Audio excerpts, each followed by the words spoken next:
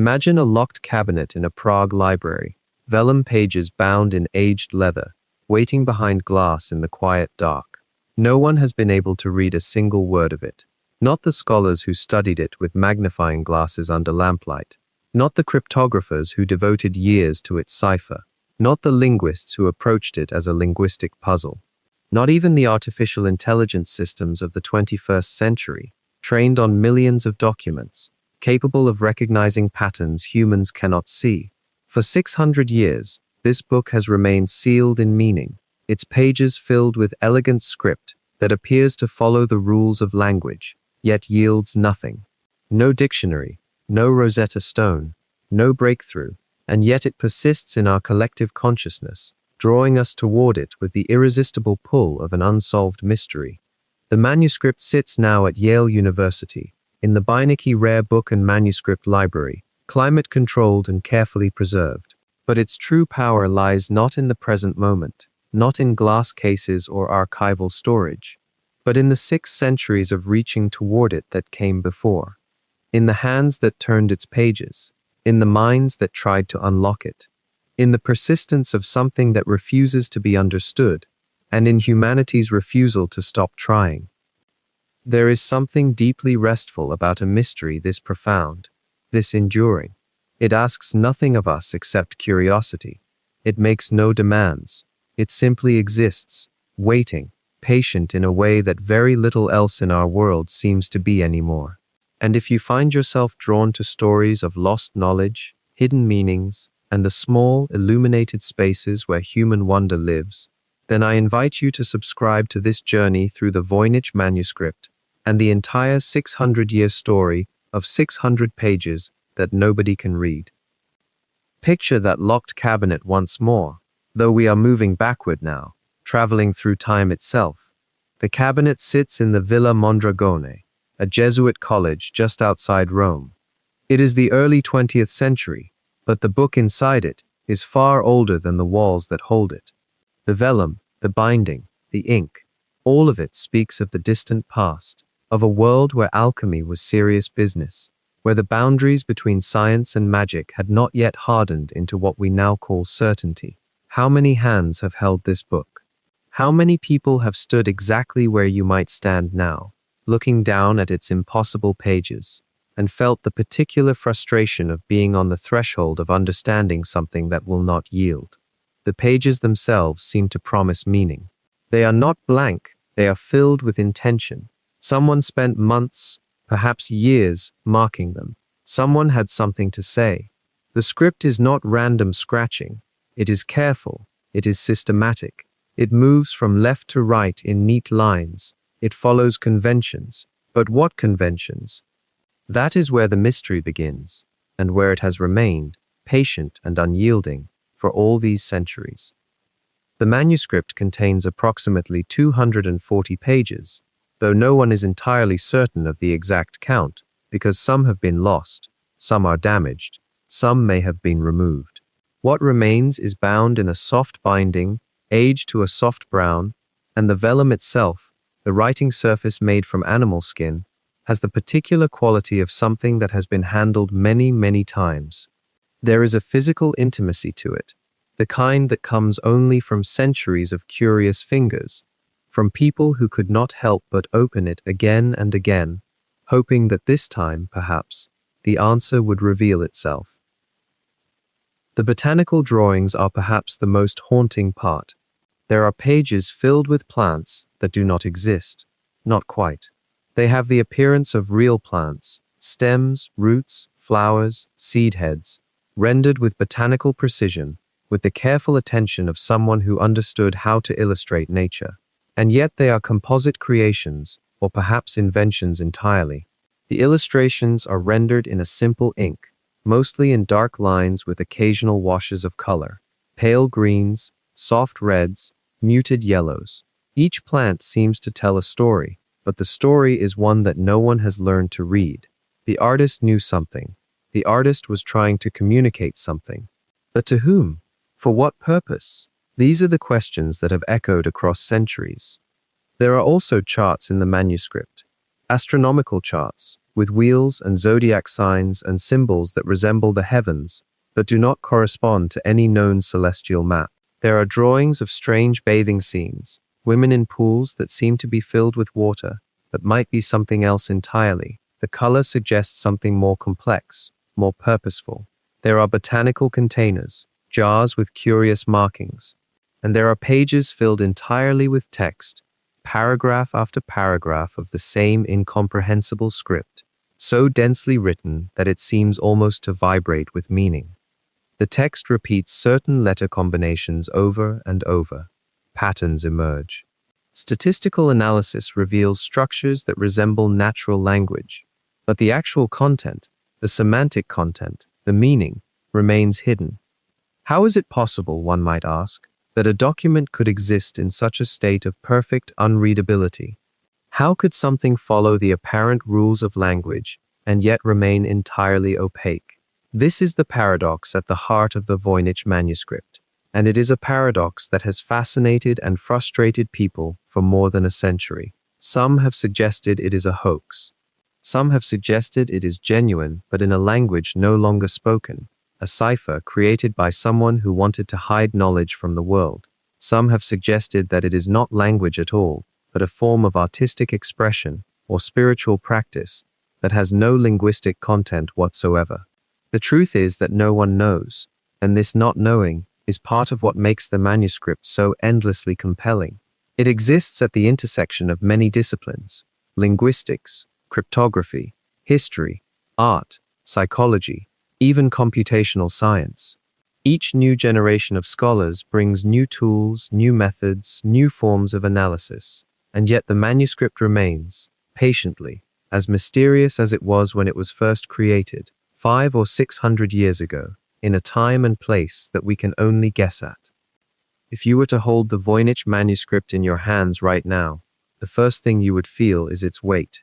It is not heavy, not in the way you might expect of something so famous, so laden with centuries of mystery. It is perhaps the weight of a thick winter novel, or a small brick of old letters tied with string.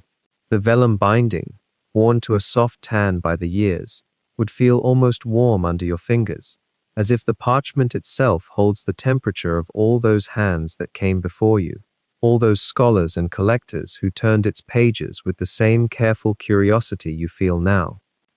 The book itself is modest in dimensions. Imagine something roughly the size of a hardcover you might have read in childhood, perhaps 6.5 inches wide, 9 inches tall, a geometry that fits almost naturally into the palm. The binding is simple, practical. There is nothing ornate about it, nothing that suggests the profound strangeness contained within. Leather over wooden boards, the spine faded to the color of old tea, decorated with a few lines of faint tooling that have almost dissolved into the grain. If this manuscript were shelved in a library without its reputation, you might pass it by dozens of times without stopping. It does not announce itself. It waits. Now, turn to the first page. This is where the peculiarity begins to announce itself gently, like a whisper that grows louder as you listen. The script is unlike anything you have seen in any document from its era. It flows across the vellum in a series of loops and curls, letters that seem to belong to no alphabet you recognize, yet follow a curiously consistent logic. The hand is not crude, it is actually quite practiced, quite controlled. Someone wrote this. Someone knew exactly what they were doing. The letters form what linguists call Voyniches, though we will say more about that strange name later. What matters now is the visual impression. The script is not hasty or angry, it is methodical. It moves from left to right, as Latin and most European languages do, but the actual letters seem to have been invented by the writer, or by whoever taught the writer how to form them. The ink is brown and faded, darkened vellum in some places, where the flow was generous, lighter in others where the quill barely kissed the page. There is no crossing out, no marginal notes, no evidence of uncertainty. It is as if the scribe copied something, or wrote something they already knew by heart, proceeding without hesitation from beginning to end. 346 pages of this script. 346 pages of words in a language that may never have been spoken aloud. in a tongue that may never have been meant to be understood. But it is not the text alone that draws your eye, it is the illustrations. Here is where the Voynich Manuscript reveals its true strangeness, page after page of meticulous botanical drawings rendered in brown ink and delicate washes of color. As you turn through them, a peculiar feeling begins to settle over you. These plants seem almost familiar. They have roots, stems, leaves, flowers, arranged with botanical accuracy. They are drawn by someone who clearly understood the structure of vegetation, who had perhaps spent considerable time in gardens or among herbals, studying how leaves attach, how flowers bloom. And yet, and this is the unsettling part, none of them are quite real. You might see what appears to be a root system, complex and naturalistic, but the leaves above it twist into configurations that nature has somehow avoided. A flower blooms with petals arranged in an impossible geometry. What looks initially like a bulb or tuber turns out to be a vessel of some kind, an ornament, something that suggests intention beyond mere illustration. Botanists have been turning these pages for over a century now, and the consensus remains consistent. There is not a single plant among them that corresponds to any known species. Some pages show what might be composite drawings, features of multiple real plants combined into a single improbable whole. Others seem almost deliberately invented, as if the artist was deliberately stepping just beyond the boundary of the real world into something adjacent to it, something almost real. The colors are soft where they appear. There is a great deal of pale green, washes of a delicate blue-green that suggest growth and water and life. Occasional touches of red or yellow accent the drawings. The vellum itself shows age where the pigment has not protected it, yellowing and browning in a way that suggests genuine antiquity. The colors were applied after the ink drawing, it appears. The illustrator first outlined each plant carefully, then added color with what seems to have been a patient hand. There is something deeply soothing about these images, some quality in the careful rendering that draws you in despite their strangeness. You find yourself wanting to identify them. Your mind seeks patterns, wants to name what it sees. That desire itself becomes another mystery. As you move deeper into the manuscript, the nature of the drawings shifts. There are pages that seem to concern themselves with what might be astronomical or astrological matters. Circular diagrams bloom across the vellum like wheels within wheels. Stars and celestial bodies are marked with the same careful precision as the plants, surrounded by more of the indecipherable script. The circles are drawn with what must have been great effort, perhaps using a compass, perhaps freehand by someone of extraordinary skill. They are almost perfectly round. Within them sit zones and segments, symbols that might be zodiacal in nature, though not quite matching any zodiac system known to scholars. Then come pages unlike anything else in the book. Here you see what appears to be human figures, women predominantly, shown in a context that remains mysterious and somehow dreamlike. They are rendered in the same careful brown ink and delicate washes of color as the plants. The women appear to be bathing, or swimming, or perhaps simply immersed in shallow pools of water rendered in that same pale green. The pools are connected by tubes or channels, aqueduct-like structures that branch and reconnect in a pattern that suggests both anatomy and architecture, as if water and blood and liquid knowledge might flow through a unified system. Some pages show these channels connecting different pools, different chambers. It is like viewing some impossible city made of water and soft tissue, or perhaps the interior of a body reimagined as a landscape. The artistic quality of these images is high. There is an elegance to them, an assurance of line and form. The unknown artist clearly had training, had skill with ink and pigment and vellum. This was not the work of an amateur. This was not a child's drawing, or the doodle of someone experimenting with a quill for the first time. But the intent behind these images remains as mysterious as the language itself. Why women? Why water? Why would someone expend such obvious effort on illustrations of something that appears never to have existed? As you move through more pages, your eye encounters what seem to be pharmaceutical or alchemical sections. Here, the drawing style shifts slightly. There are jars and vessels rendered with geometric precision, arranged in patterns that suggest they might be describing some process or sequence. Small stars and symbols float among them. The inkwork is fine and careful. Is this a recipe? A catalogue? A description of some preparation or transformation? The drawings suggest purpose and sequence, yet the accompanying text, if it is indeed text, provides no clarification. The script continues its patient flow across the vellum, utterly resistant to interpretation. The peculiar thing about spending time with these pages, about allowing your eye to rest on them one after another, is the way they begin to feel less like puzzle and more like meditation. The quality of the drawing is calming. The care evident in each illustration creates a sense of intentionality and focus. Whatever the manuscript is, hoax, cipher, grimoire, medical text, poetic vision, or something else entirely, it was clearly made with time and dedication. Someone held a quill in their hand, dipped it in ink, and drew these images. Someone wrote these words.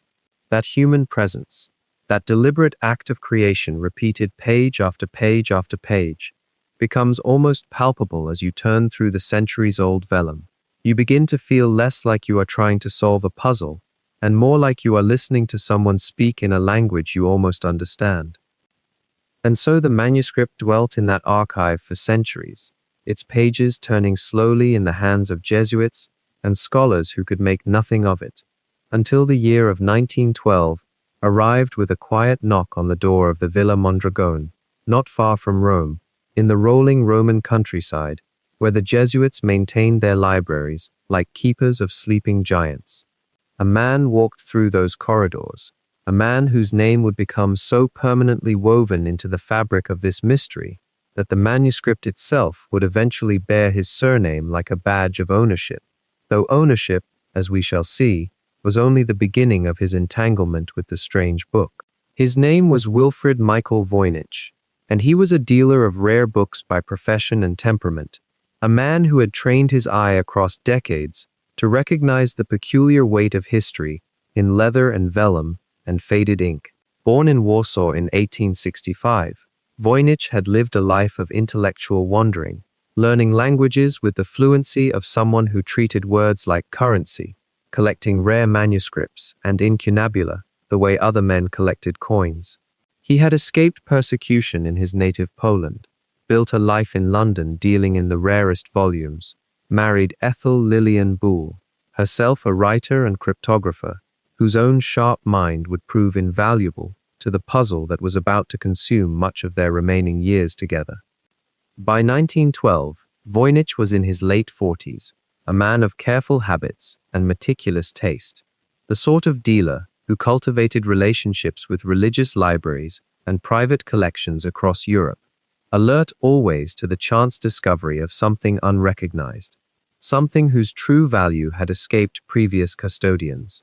And it was through one such relationship that he learned of an extraordinary manuscript sitting in relative obscurity at the Villa Mondragone, a book that had been catalogued but never truly understood, never solved, never quite made to yield its secrets to scholarly scrutiny. What drew Voynich to the manuscript initially was something simpler than the mystery itself. It was a dealer's instinct that this object was rare, that its strangeness signified value, that here was something that would repay study and perhaps bring recognition to his name. He purchased it from the Jesuits, likely for a sum that was modest by the standards of major illuminated manuscripts, but substantial enough to reflect the book's evident age and its extraordinary condition. The transaction was quiet, almost unremarkable in the annals of book dealing, yet it marked a threshold. Once Voynich owned it, once he brought it back to his home and began to examine it with his trained eye and his wife's sharp cryptographic instincts, the manuscript began its transformation from an obscure curiosity into a historical mystery of the first order. The naming of the manuscript after Voynich was not a matter of commercial branding, though the irony is that it functioned that way too. Rather, Voynich himself published the first major study of the manuscript in 1921, 9 years after purchasing it, and in doing so, he became forever associated with it. He commissioned photographs, commissioned expert opinions, consulted with cryptographers and botanists and historians across multiple disciplines. He was, in many ways, the first person to treat the manuscript not merely as an artifact to be owned, but as a problem to be solved, a cipher to be broken, a historical text whose secrets demanded systematic, patient investigation. And so it happened that when scholars and cryptographers and curious minds began to think of this particular vellum codex, they thought of Voynich. The name stuck with the permanence of a medieval seal pressed into wax, and it remains so to this day. If you ask a scholar about the Voynich manuscript, you are invoking not just an object but an entire chapter of 20th century intellectual history, one that began with a book dealer's quiet purchase in a Jesuit library and expanded outward into a mystery that would eventually engage the minds of codebreakers and linguists and amateur cryptographers from around the world. What is remarkable, in retrospect, is how little Voynich himself was able to determine about the manuscript's origins, despite his resources and his expertise and his genuine dedication to the problem. He knew, or believed, that the manuscript had belonged to Emperor Rudolf II of Prague, that it had passed through various hands, that it represented something of genuine historical and scholarly significance. But the text remained opaque to him. The botanical illustrations continued to baffle. The drawings of bathing women in their strange green pools refused to reveal their symbolic meaning or their practical purpose. Voynich died in 1930, still puzzled by his purchase, still uncertain of what he held. Yet by making the manuscript known, by subjecting it to scholarly scrutiny, by publishing his research, and distributing photographs to universities and experts across Europe and America, Voynich had ensured that the mystery would not remain private. He had, in a sense, democratized the puzzle, opening it to the collective intelligence of the scholarly world and, eventually, to the computational tools and international collaboration that the 21st century would bring to bear upon it. His name became synonymous with the unknown, and in a curious way, his legacy is not the answer to the manuscript's secrets, which, as we shall explore, remains elusive even today, but rather his insistence that the question itself was worth asking, that some mysteries deserve persistent, patient, rigorous attention. When Wilfrid Voynich first opened that corroded leather binding in the spring of 1912, the book did not come to him as an orphan. It carried within itself the faintest traces of previous hands, previous rooms, previous centuries of safekeeping. And it is by following these traces backward, like a thread unwinding through darkness, that we begin to understand how a book so utterly unreadable managed to survive at all. The villa itself, from which Voynich acquired the manuscript, was the Villa Mondragone, nestled on the hillside near Frascati, just outside Rome. It had been a Jesuit college for generations, a place where learned men in black robes had moved through corridors lined with books, studying the natural world, mathematics, the movements of stars. The Jesuits, the Society of Jesus, were unlike other religious orders of their time. They were scholars, collectors, archivists of knowledge, and somewhere in the deepest rooms of their library, this peculiar vellum manuscript had been carefully stored, waiting in silence. Now, when Voynich asked about its origins, the Jesuits could offer him very little. They had records, of course, but those records were vague, almost deliberately obscure. What they could tell him was that the manuscript had been in their possession for some considerable time, but how long precisely, and through what exact chain of hands it had passed, remained clouded. There was no clear provenance, no neat documentation of purchase or gift. What this tells us, if we listen to the silence in that silence, is that the book had likely arrived at the Villa Mondragone already cloaked in mystery, already something of an oddity. But Voynich was not a man to accept vagueness easily. He was a book detective by trade, trained to read the small signs that books leave behind. And as he examined the manuscript more closely, he noticed something tucked inside its covers. There, in the margins and on flyleaves, were annotations. They were written in handwriting that did not match the main text, handwriting that belonged to other centuries. These scribbled notes, these ghostly endorsements from previous owners, formed a kind of reverse genealogy, a backwards lineage, if you will. One of these annotations, written in Latin as was customary among educated men of earlier ages, mentioned a name that would become crucial to unraveling the manuscript's history.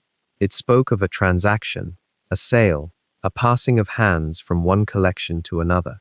The handwriting was old, genuinely old, its strokes deliberate and careful in the way of men who learned to write before the age of haste. What becomes immediately apparent is that whoever wrote these notes understood they were recording something significant, something worth marking for posterity.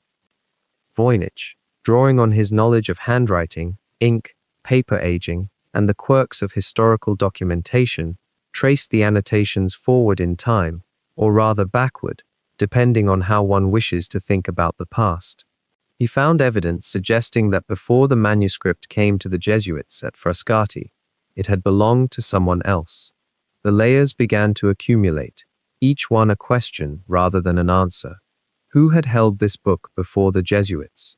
How had they come by it? What chain of events had caused it to move from one library to another?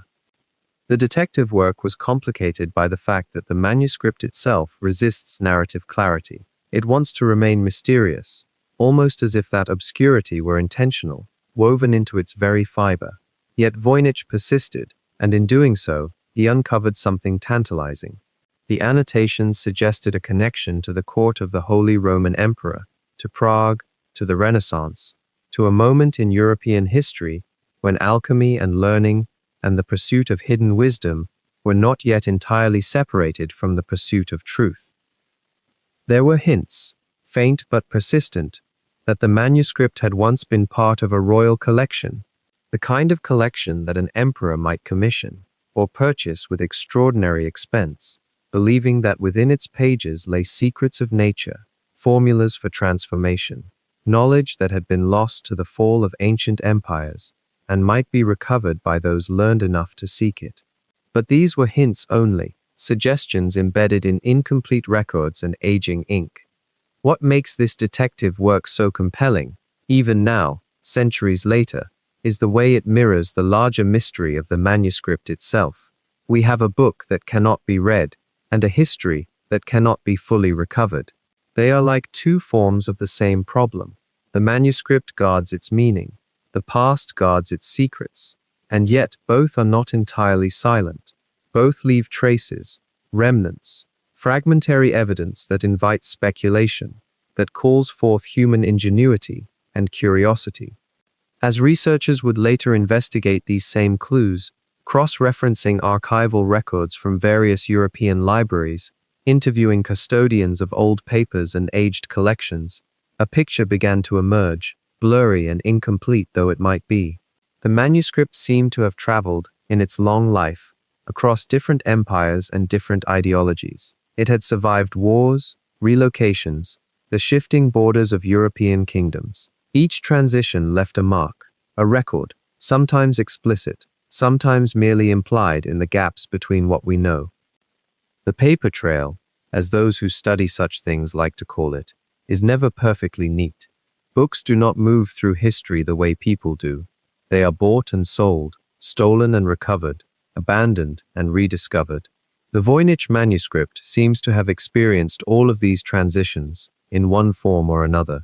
And yet, throughout all of these movements, throughout all of these centuries of passing from one collection to another, the manuscript remained fundamentally unread. No one, it appears, could open its pages and extract meaning from them. This raises a peculiar question, one that deserves to be considered slowly. Why would someone hold on to a book they could not read?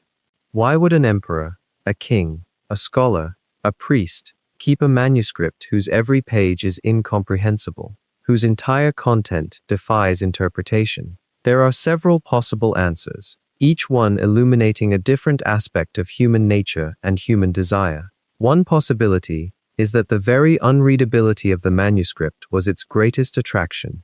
A book that no one could read might be a book that contained knowledge meant only for the initiated, wisdom too dangerous to be widely understood.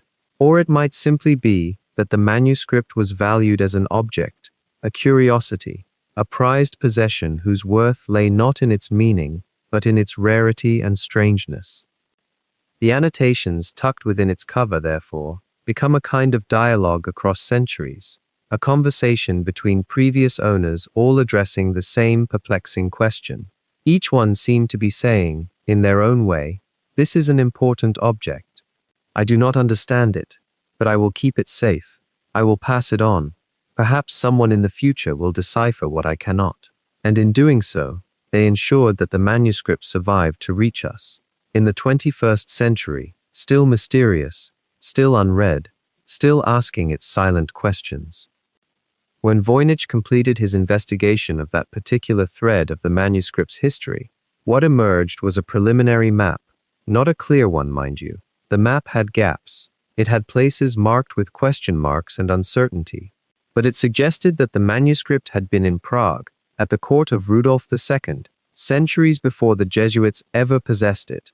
And that revelation, that whisper of connection to the halls of power and alchemy and Renaissance learning, would open an entirely different chapter of this long, patient inquiry into the book's origins.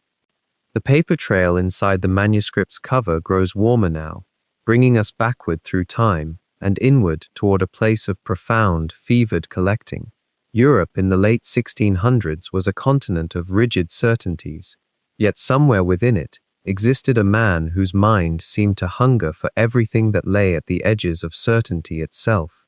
Emperor Rudolf II of Prague was not merely a monarch. He was a collector, possessed by what some have called a beautiful sickness, the need to acquire every curiosity, every relic, every whisper of wisdom that the known world might offer. His palace became less a seat of government and more a vast cabinet of wonders, a place where the line between treasure and obsession blurred into something almost like devotion. It is here, in the dimly lit chambers of Prague's imperial court, that our manuscript is believed to have arrived, though no document exists to confirm this absolutely. The legend, which has been passed down and refined across centuries, suggests that Rudolf II purchased what we now call the Voynich Manuscript for a considerable sum. Some accounts place it at 600 ducats, a sum substantial enough to have purchased a house in that era.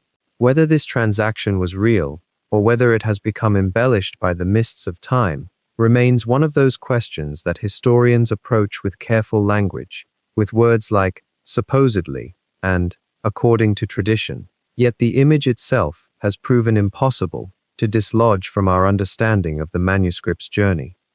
Rudolf II ruled during a time when the boundaries between what we might call science and what we might call magic had not yet hardened into the rigid separation we know today. Alchemy was not a disreputable fraud relegated to charlatans and the desperate. It was a serious pursuit, one that attracted brilliant minds, wealthy patrons, and ambitious courtiers who believed that the transformation of base metals into gold might be possible, or that an elixir of eternal life might be hidden within the right combination of elements and incantations. The emperor himself was an avid patron of alchemical research. He employed court alchemists, he funded their laboratories, and furnished them with equipment and rare materials. He attended demonstrations and debated the theoretical foundations of their work. So imagine, if you will, the scene that scholars have reconstructed in broad strokes. A book appears, a book bound in vellum, filled with handwriting that appears to be neither Latin nor any Romance language, accompanied by illustrations of plants that seem both botanically sophisticated and impossible to classify. To a mind like Rudolph's, to eyes that had been trained to see significance in every symbol and secret in every cipher, what else could such an object be but a key to hidden knowledge? What else could explain why someone had taken the time to create something so elaborate, so strange, so deliberately obscured? The nature of Rudolf II's court was such that it attracted not only the ambitious, but the mysterious. Alchemists arrived with their furnaces and their sealed vessels. Astrologers cast charts predicting the future. Mystics and charlatans and occasionally actual scholars mingled in the same rooms. And in that environment of credulity, mixed with genuine intellectual curiosity, a manuscript like this one would have seemed not improbable, but almost inevitable. Here was an object that asked to be solved. Here was a text that promised, or at least seemed to promise, that somewhere within its pages lay something important, something unknown, something that had been deliberately concealed by someone who understood the value of what they possessed. The emperor's collection was vast enough that it scarcely mattered whether any single item turned out to be authentic or false, genuine or elaborate hoax. He gathered objects in such abundance that possession itself became the point. And yet, there is something poignant in the thought of this particular manuscript arriving at Rudolph's court, passing into the emperor's hands, being examined under candlelight by court scholars and alchemists who would have understood it no better than we do today. Did Rudolph II himself study its pages? Did he hold it in his hands and imagine that he was on the verge of unlocking something profound? What makes this period in the manuscript's history so compelling, whether or not it is true, is that it provides a kind of explanation for why something so strange was preserved at all. In an ordinary household, a book that could not be read might be discarded or burned, its value immediately apparent as nil. But in a collector's cabinet, in a space where every object was deemed to possess worth simply by virtue of its rarity or its mystery, such a manuscript might survive indefinitely. It would be kept, studied intermittently, passed from one scholar to another, in the hope that someone, someday, might finally understand it. And so the book would have waited in Prague, among the alchemical furnaces and the astrolabes, and the carefully preserved remains of supposed dragons, sleeping in a palace that housed wonders both genuine and fraudulent. When Rudolph II's collection eventually dispersed, scattered after his death, dispersed among heirs and acquisitive nobles, our manuscript would have moved again, leaving behind a Prague court that had briefly imagined it might contain secrets worth a fortune. And so we find ourselves in Rudolph's Prague, a court swirling with ambition and half-forgotten languages, where a physician named Jacobus Horchy de Tepanek moved through the corridors of power with a knowledge that few could fully comprehend.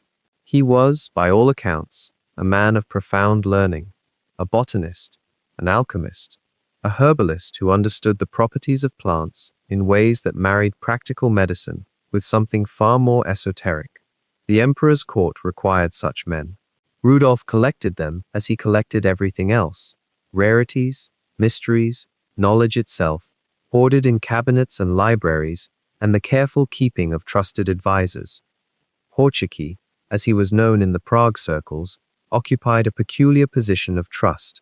He was not merely a physician dispensing remedies to the aging emperor. He was a keeper of secrets, a man who worked in the liminal space between what was openly studied and what was whispered about in locked rooms. His expertise in the botanical world made him invaluable to a court that believed, as many did in that era, that plants held not just medicinal properties, but magical ones, that the right combination of roots and flowers and seeds might unlock doors in both body and spirit. Rudolph would have relied on such a man. He would have consulted him, trusted him, perhaps even entrusted him with projects of deep importance. Now here is where our thread becomes delicate, where we must speak of something that is more suggestion than certainty, more possibility than proof. Inside the front cover of the Voynich Manuscript, where careful hands have examined every inch of parchment and ink, there exists a faded signature. Or rather, there exists what some scholars have believed might be a signature, the marks so worn by time and handling that reading them requires a particular kind of attention, the attention of someone who wants very much to find meaning in ambiguity. Some have looked at those faded marks and seen the name Jacobus Horchy de Tepanek written there. Others have looked at the very same marks and seen only the ghosts of ink, the shadows of something that may never have been fully legible to begin with. This is the peculiar nature of such evidence. It exists in the space between visibility and invisibility, between certainty and hope. For if those marks did indeed spell out Horchy's name, then we would have our connection, a direct link from the mysterious manuscript to a man who served in Rudolph's court, who understood botanical symbolism, who possessed both the knowledge and the access to create something as complex and as strange as the pages we are contemplating. But the manuscript itself does not make this easy for us. It resists simple answers. It holds its secrets close. What we do know of Voynich, from the historical record that is more solid, is that he lived during the height of Rudolph's alchemical interests, and that he eventually became something like the emperor's favored healer. He would have moved through the same rooms where the Voynich manuscript might have been created, if it was created at Rudolph's court. He would have understood the language of plants and their hidden properties, the system of correspondences between the earthly and the celestial, the way that a drawing of an unknown plant might carry meaning beyond mere botanical representation. If he had wanted to create a book of herbal secrets, a compendium that married practical knowledge with elaborate symbolic illustration, he would have possessed both the skill and the motivation. But here we enter territory that is intensely speculative, and it is important to acknowledge this. The faded marks in the manuscript's cover might spell out his name, or they might spell out something else entirely, or they might be nothing more than the random degradation of old ink on older parchment. Scholars have examined them under magnification and ultraviolet light, and even with these aids, they remain ambiguous. The human eye, confronted with fragmentary evidence and desperate for clarity, sometimes finds patterns that may not exist. This is not a flaw in scholarship so much as a feature of how human curiosity operates. We are creatures who read meaning into shadows. And yet there is something compelling in the possibility. A physician herbalist, trusted by an emperor who believed in hidden knowledge, working in a court where alchemists and occultists gathered from across Europe, creating a manuscript that combined botanical illustration with an undeciphered language. It would be a story that makes sense, even if we cannot prove it. It would explain the sophisticated botanical imagery, the herbal focus, the sense that the manuscript was created by someone who knew plants deeply. It would explain why the manuscript seemed to matter so much, why it was preserved, why it eventually made its way through the careful hands of the Jesuit archivists, who would have recognized its potential significance. The problem, of course, is that possibility and proof are not the same thing, and the Voynich manuscript, even now, after centuries of scholarly scrutiny, remains wedded to possibility rather than proof. We can construct a plausible narrative around Jacobus Voynich de Tepanek. We can imagine him bent over vellum under candlelight, illustrating plants that no one had ever seen, writing in a cipher so elaborate that it would baffle everyone who came after. We can see him as a likely candidate, a figure who makes sense in the context of Rudolph's Prague. But the manuscript itself does not confirm it. The faded signature, if signature it is, does not speak clearly enough for modern listeners to hear its voice with certainty. And so Voynich remains a shadow, a possibility, a name that appears in some theories and is dismissed in others. He drifts through the history of the manuscript, like one of those unknown plants illustrated on its pages, present, suggestive, but never quite fully identified. What is intriguing is that his presence seems almost inevitable, that if one were to imagine who created this book, one might imagine someone very much like him. Whether that intuition points toward truth or merely toward a compelling fiction is something that even the most careful scholarship has not yet resolved. The story grows more shadowed now, as we move deeper into the chambers of Rudolph's court and encounter two men whose names have become inseparable from the Voynich manuscript's whispered history, though perhaps more by supposition than by proof. Their names were John Dee and Edward Kelly, and they were English alchemists whose presence in Prague during the 1580s created a constellation of intrigue that would haunt scholars 4 centuries onward. John Dee was a man of genuine learning, a mathematician and astronomer of considerable reputation in his own time, though his reputation would later become entangled with charges of sorcery and charlatanism that followed him like shadows cast by candlelight. He had served Queen Elizabeth I as an advisor and astrologer, a position that granted him access to the highest circles of English power. Yet it also marked him as a man who existed in those liminal spaces between legitimate science and the occult, between what could be measured and what could only be whispered about in darkened rooms. His interests were boundless and often contradictory. He collected books and manuscripts obsessively, studied alchemy with fervent dedication, and pursued the secrets of natural magic with the intensity of a man convinced that hidden knowledge could unlock the universe's deepest mechanisms. Edward Kelly was his partner, a scryer and alchemist whose talents, or so he claimed, lay in his ability to communicate with spirits and to perceive divine visions. Some accounts describe him as charismatic and persuasive, while others paint him as a charlatan and deceiver, a man who understood the hunger for hidden knowledge and knew precisely how to exploit it. Between them, Dee and Kelly embodied the strange alchemy of the Renaissance court, part genuine inquiry into the natural world, part theatrical performance, part calculated deception. The two men traveled to Prague in the 1580s, drawn by Emperor Rudolf II's legendary patronage of alchemists and mystics. Rudolf's court was like a vast cabinet of curiosities given human form, a place where the boundaries between reason and superstition blurred into near invisibility.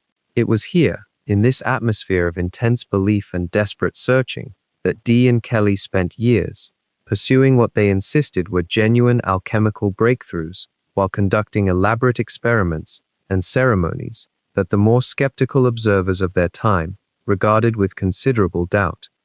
The question that has threaded through centuries of scholarship, whispered in academic corridors and debated in careful journal articles, is whether either of these men might have had anything to do with the creation or sale of the Voynich Manuscript. The theory is not built upon any discovered document or authenticated testimony, but rather upon circumstance, proximity, and the knowledge that both men were deeply engaged in the creation and dissemination of mysterious texts. Dee was a collector of extraordinary manuscripts, a man who understood the value of rare and seemingly esoteric works.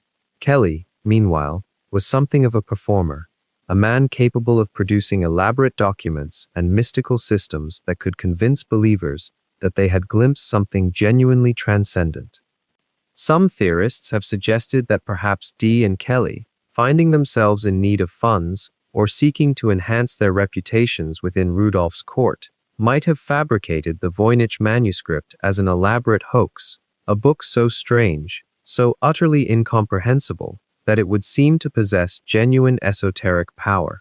Others have speculated that they may have acquired it elsewhere and sold it to Rudolf as a genuine work of ancient wisdom, aware that the emperor's hunger for the occult would blind him to the possibility of deception. The theory is seductive in its way, offering a simple narrative of trickster and dupe, of clever English alchemists playing upon the credulous desires of a German emperor. Yet here we must pause and sit with the uncertainty, acknowledging that this remains largely speculation. No contemporary evidence has ever been discovered that directly connects Dee or Kelly to the manuscript. No letters survive in which they discuss it. No accounts from Rudolf's courtiers mention them presenting such a volume to the emperor. The theory persists partly because Dee and Kelly are such compelling figures, men whose lives were genuinely strange and whose involvement in mysterious enterprises is well documented, and partly because the Voynich Manuscript itself seems to demand an explanation so extraordinary that the idea of two cunning alchemists deliberately creating it almost feels satisfying in its neatness. What we know with certainty is that Dee and Kelly spent significant time at Rudolf's court, that they were involved in various alchemical projects and occult investigations, and that they were both capable of producing elaborate texts and systems. We know that the manuscript existed by the early 1600s, and that it was in Rudolf's possession, or in the possession of someone within his circle. Beyond these facts, however, we enter the territory of informed speculation, of connecting dots that may or may not form an actual pattern. The appeal of linking Dee and Kelly to the Voynich Manuscript lies partly in the human tendency to seek narrative closure, to want the mystery to resolve into a clear story with protagonists and plot movements. These two men are real, their lives are documented, and their activities in Prague are historical fact. The manuscript is real, and so is the mystery surrounding it. The temptation to draw a line between these two historical certainties is powerful, almost irresistible. Yet to do so would be to impose a story upon history, rather than to discover what history actually contains. Perhaps what matters most is not whether Dee and Kelly had any actual involvement with the manuscript, but rather what their presence in the story reveals about how we approach mysteries. We are drawn to the idea of cunning deceivers and elaborate hoaxes because these narratives feel complete, knowable, within the grasp of human understanding.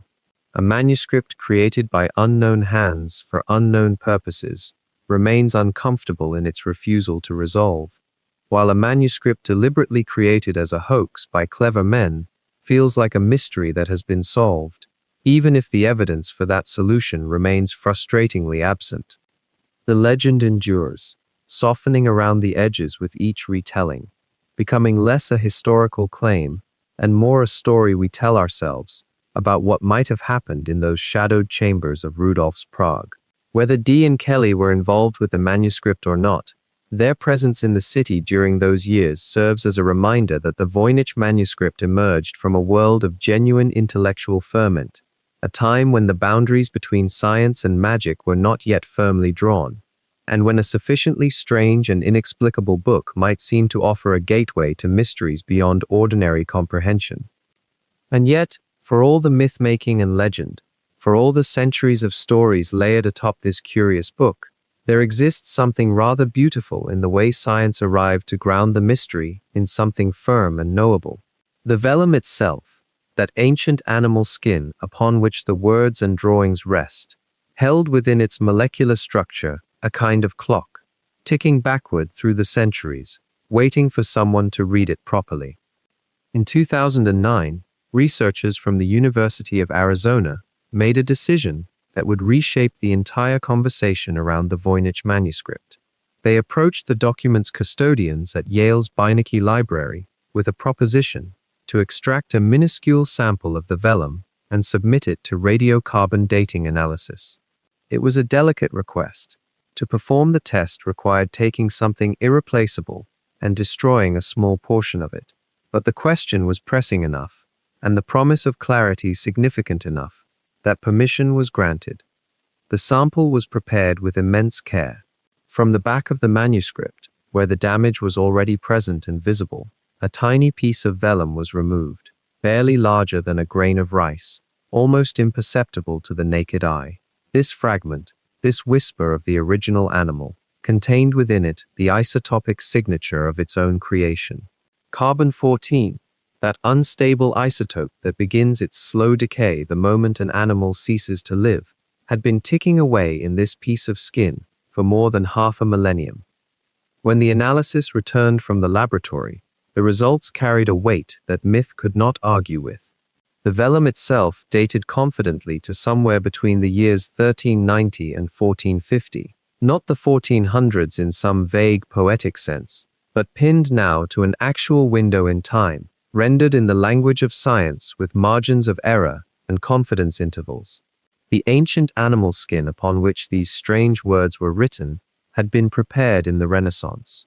Early Renaissance, certainly, but Renaissance nonetheless. This was not a medieval artifact conjured from the deep Middle Ages. This was something created in the age when Europe was beginning to awaken to new learning, new languages, new ways of seeing the world. The implications settled slowly, like sediment in dark water. If the vellum dated to the early 1500s at its absolute latest, then whoever created the manuscript was working not in some distant, myth-shrouded past, but in an era we could almost touch. They were walking beneath the same skies that Da Vinci walked beneath. They were breathing the same air as the early humanist scholars of Italy. They lived in a world of printing presses just beginning to revolutionize the spread of knowledge, of alchemical experiments conducted in courts and laboratories, of botanical curiosity becoming something more systematic, more scientific. This means, of course, that the legends surrounding Rudolph's court and Emperor Maximilian and the shadowy figures trafficking in forbidden knowledge take on a different texture. If the manuscript was created in the early 1400s, or the very beginning of the 1500s, then John Dee and Edward Kelly, brilliant as they were, could not have been its original authors. Dee was born in 1517. The book would have already existed, already been circulating in some form, already been gathering its own mythology around it. The two Englishmen might have encountered it. They might have studied it, but they did not create it. The science had drawn a line, and it was a line before them. And yet, and here the curious mind might pause, this knowledge somehow does not diminish the mystery. It simply reshapes it. Where, instead of asking whether this book might be a clever forgery from the 1600s, or a hoax of Victorian invention, we now ask a more specific, and perhaps more intriguing question. Who in the early years of the Renaissance, in that extraordinary ferment of knowledge and experiment and rediscovery, felt compelled to create a book in an invented language, filled with plants that may or may not exist, and drawings of the cosmos as they understood it?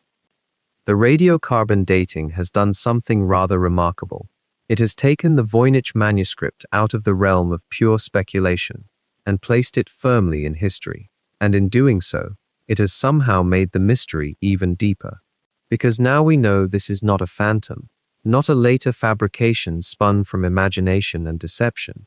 This is a real object, created at a real moment in time, by hands that once existed and touched this very vellum. Somewhere between 1390 and 1450, someone decided this book would be important enough to create.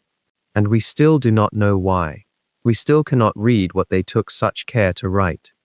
The scientific analysis, with all its precision and its numbered dates, and its carefully calculated ranges, has given us something to hold on to. It has replaced speculation with fact. And in that replacement, the deeper question, the question of intention, of meaning, of what this unknown creator truly intended, becomes all the more poignant. The book is real, the mystery is real, and the people who created it were real too, living in a real time, acting for reasons we may never fully understand. The manuscript itself, when you hold it, or rather, when you imagine holding it under the muted light of a scholar's lamp, divides into distinct regions, each one a different visual and textual world, as if several minds, or perhaps one restless mind, moved through different chambers of knowledge, without ever finding the key to lock them together. The vellum is old enough to have yellowed, to have developed that particular fragility that comes only from 5 centuries of existing, and the pages seem to organize themselves into what researchers have come to call sections, though whether these divisions reflect the original author's intention or simply the way human minds impose order on mystery remains uncertain. The earliest pages that open the manuscript are what most scholars recognize as the herbal section. Here, the unknown hand has drawn plant after plant, some tall and spindling, others squat and broad-leafed, rendered in a brown ink that has held its color across the centuries with remarkable steadiness. The plants are illustrated in profile and sometimes in cross-section, roots exposed, leaves spread as if pressed between the pages of a botanist's journal. But this is where the first deep unease sets in for anyone studying the work with real attention, because despite the meticulous care taken in the drawing, the delicate cross-hatching, the deliberate attention to botanical structure, none of these plants exist. Not a single one. Botanists have spent countless hours poring over these pages, running their trained eyes across every specimen, comparing against every known and categorized plant from the medieval and Renaissance periods, and they have found nothing, no match, no close relative, no variation that might suggest a regional species, a hybridized form, or a plant that has since gone extinct. It is as if the author drew from a world parallel to our own, where the logic of plant life follows the same general rules, but arrives at entirely different conclusions. What is striking about these herbal drawings is not their strangeness alone, but their consistency. They are not wild fantasies. They do not break the basic rules that govern how plants grow and divide. The roots connect properly to stems. The leaves emerge in patterns that seem to follow some internal logic. There is no grotesque or obviously impossible anatomy. Instead, there is something far more subtle and troubling. These are plants that could almost exist. They have the formal confidence of scientific illustration, not the dreamlike quality of pure imagination. They suggest that whoever drew them understood something about how the natural world is organized, and yet chose, or perhaps was compelled, to show us flora that never was. As you move deeper into the manuscript, past these mysterious botanical pages, you encounter another realm entirely. The astronomical section opens with what appear to be celestial diagrams, and here, the vellum seems to expand outward in the mind's eye, filled with circles and wheels and intricate geometric patterns. There are zodiac signs, though not always the familiar ones. There are wheels within wheels, like the diagrams one might see in a medieval commentary on Dante, or in the margins of an astronomical treatise, but rendered with a precision and a strangeness that sets them apart. The stars and planets are marked, or something meant to represent them is marked, and around these circles are dotted what might be words in that inscrutable script, or might be decorative elements, or might be something else entirely, mathematical notations, perhaps, or symbolic signs meant to encode celestial relationships now lost. The cosmological content, insofar as scholars can discern it, seems to reflect a view of the universe that is recognizable in its broad outlines, a geocentric cosmos, as one would expect from the period in which the manuscript was made, with heavenly bodies moving in their appointed spheres. And yet there is something slightly off about these diagrams as well, something that suggests the author may have possessed knowledge of or interest in cosmic arrangements that did not quite match the standard astronomical teachings of their own time. Whether this is innovation or error, prophecy or delusion, remains one of the open questions that the manuscript poses silently to anyone patient enough to sit with it. But then the manuscript shifts again, and this shift is perhaps the most haunting of all the transformations the pages undergo, because embedded within those astronomical sections and scattered throughout other parts of the manuscript are the biological illustrations, and they are unlike anything else in the work. These are drawings of human figures, and they appear to be in states of various activities that scholars have come to call the bathing scene sections. Women, depicted with a delicate precision, are shown immersed in large circular pools or basins of what has been rendered as a vivid green liquid. Some scholars have speculated that this green represents herbal infusions or medicinal baths. Others have suggested it might be symbolic of some alchemical process. The women themselves are often shown in groupings, and the overall effect is neither quite scientific nor quite religious, but rather something in between, something that might belong to a medical treatise, or to an alchemical text, or to a mystical document about the care of the body. The pools are drawn with considerable care. The women within them are rendered with anatomical attention. There is nothing overtly obscene or crude about these images, and yet they possess a peculiar intimacy, a sense that the artist was documenting something real, something witnessed, something that held significance. Were these illustrations meant to represent actual medical or alchemical practices of the Renaissance? Or are they symbols, visual metaphors for processes of transformation and purification? The manuscript does not say.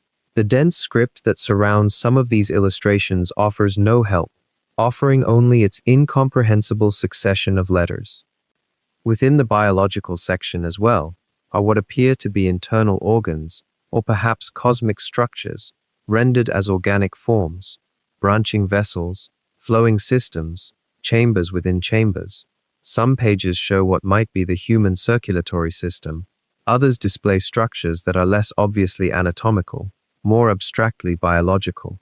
There is a quality of investigation to these drawings, as if the author was trying to understand how things worked internally, how systems connect and flow and sustain themselves. This was the Renaissance, after all, a time when anatomists were beginning to dissect corpses and map the hidden architecture of the human body. And yet these illustrations, while they suggest that anatomical interest, never quite resolve into anything that matches a particular anatomical text or tradition. The pharmaceutical section that follows offers yet another mode of representation. Here, the artist has drawn what appear to be jars, vessels, and containers of various shapes and sizes, some with spouts, some with wide mouths, some seeming to hold liquids or powders or mysterious substances. These jars are often labeled, though the labels are in that same unreadable script, rendered in careful letters that refuse all translation. The jars themselves have been colored and shaded with considerable attention to detail. One might imagine them lined up on the shelves of an apothecary's shop, or perhaps in the secret cabinet of an alchemist, waiting to release whatever properties or transformations they contain. The precision of these drawings, the evident care taken with their representation, suggests that they are meant to document something real, something that existed and could be identified. And yet identified by whom, and for what purpose? The questions linger in the space between the vellum and the eye. As the manuscript progresses, the balance begins to shift. The illustrations, which have dominated the earlier pages, gradually recede. The text, which has been present but secondary, begins to assert itself more forcefully. The pages grow denser with script. The characters crowd together in lines that march from margin to margin, broken occasionally by short paragraphs or what might be verse divisions. These final pages, sometimes called the dense text section or the continuous text pages, contain little or no illustration. They are purely linguistic, purely textual, walls of words in that unknown language that refuse to cohere into meaning. Some pages are filled with what appear to be lists or tables, with repeated phrases and structures. Others seem to contain running prose, if one can call it that, when the language is entirely unknown. The paragraphing changes, the spacing varies, and yet throughout, the script maintains its curious consistency, its strange elegance, its refusal to yield. What is one to make of this progression? The movement from botanical illustration to astronomical diagram, to human activity, to pharmaceutical vessels, to pure, dense text. Is it a deliberate ordering, a journey from the natural world to the medicinal to the ultimately transcendent or unknowable? Or is it simply how the pages happen to accumulate, a random or semi-random arrangement of different works bound together across centuries? The manuscript offers no preface to explain itself. There is no table of contents, no guide. One encounters it as one might encounter a stranger who speaks in an unknown tongue and seems never to want to repeat themselves in a way that would make translation possible. Within those vellum pages lie drawings of plants unlike anything found in the gardens of Renaissance Italy, or indeed in any botanical text that followed. When the first trained botanists turned their attention to the Voynich Manuscript in earnest, they approached the task with the confidence of people who believed they were merely cataloguing forgotten species from distant lands, plants perhaps brought back by explorers, or cultivated in the secret gardens of emperors. What they discovered instead was something far more unsettling, a flora that simply does not exist. Consider the drawings themselves. They are rendered with a peculiar care, almost a tenderness. Each plant illustration receives its own page, or shares space with only a few companions. The artist drew roots and stems with anatomical precision. Leaves unfold in carefully observed variation.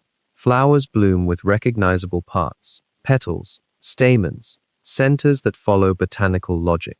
The level of artistic skill throughout these herbal pages speaks to someone who had studied plants, who had spent hours observing how they grew and structured themselves.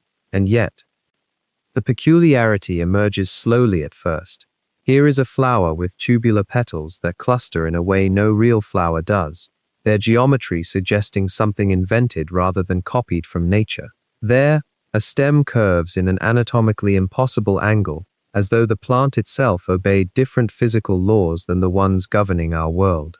The roots sometimes spiral into patterns that look almost decorative, almost intentional in their strangeness. A plant might bear a seed pod shaped like a bottle or a bell, but when you search through every known species across Europe, across the Mediterranean, across the plant kingdoms brought back from the New World, you find nothing that matches. Botanists of the 20th century approached this puzzle with systematic determination. They cross-referenced the illustrations against herbals from the medieval period, against the great botanical surveys that began to accumulate as printing presses made knowledge reproducible. They considered whether these might be species from far lands, brought back through trade routes or court acquisitions. Perhaps they were plants from Asia or from Africa, from regions less thoroughly catalogued. But the more they searched, the more puzzling the consistency became. It wasn't that one or two drawings were unidentifiable. It was that virtually all of them, or at least the vast majority, resisted any certain classification. This realization produced a quiet kind of frustration among researchers. There is something almost maddening about looking at something drawn with such clarity and carefulness, something that appears botanical in every meaningful way, only to find that it occupies no known place in the taxonomy of Earth's plants. Some botanists began to wonder aloud whether the artist had simply been very, very skilled at invention, whether imagination, rather than observation, had guided the pen. The theories that emerged attempted to explain this mystery in various ways. One persistent suggestion held that the illustrated plants were composites, amalgamations of features from multiple real plants, combined into hybrids that never existed in nature. The artist might have taken the flower of one species, the leaves of another, the root structure of a third, and synthesized them into something entirely new. This would explain the technical competence visible in every drawing alongside the biological impossibility of what had been drawn. A skilled illustrator who understood plants could create something that looked convincingly botanical while being fundamentally unnatural. It would also suggest an artist working from imagination or from some internal system of knowledge, rather than from specimens laid before them on a desk. Another theory proposed, somewhat gently, was that the plants were meant to be symbolic rather than literal. In Renaissance thought, particularly among the learned circles of courts and monasteries, plants held meanings beyond their physical forms. Certain herbs belonged to alchemy, to medical tradition, to spiritual symbolism.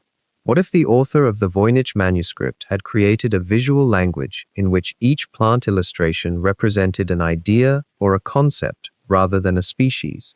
The form would matter less than what it meant, and the strangeness of the plants might itself be intentional, a signal that these were not meant to be read as naturalistic depictions but as something else entirely. This interpretation lends a kind of intelligence to the impossibility. It suggests that the manuscript's author was not confused or unskilled, but rather working in a different register than readers expected. Some researchers wondered whether the illustrated plants might represent species that had genuinely existed but had since become extinct, lost to time, in a way that left no fossil record, no preserved specimens, no surviving descriptions elsewhere. It was a romantic thought, and not entirely implausible. The history of nature includes extinctions. Yet the sheer number of unknown plants across multiple pages made this explanation seem less likely. If 30 or 40 different species had all vanished without trace while this manuscript endured, it would be an extraordinary coincidence. There remained the possibility, raised often but with visible hesitation by careful scholars, that the artist simply did not have access to real plants to observe, that the illustrations came from imagination, memory, or description rather than direct study.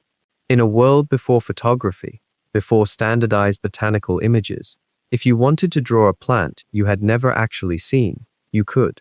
You could draw something that carried the shape language of botany without corresponding to any real organism.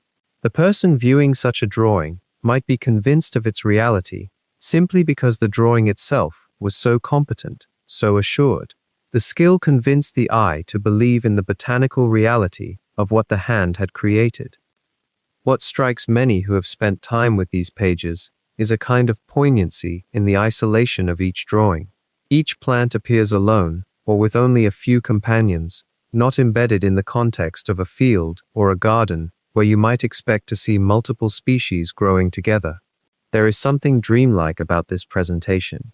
Each specimen offered up for attention, almost as though shown in a kind of botanical dream, where the rules that govern real growth and distribution do not quite apply.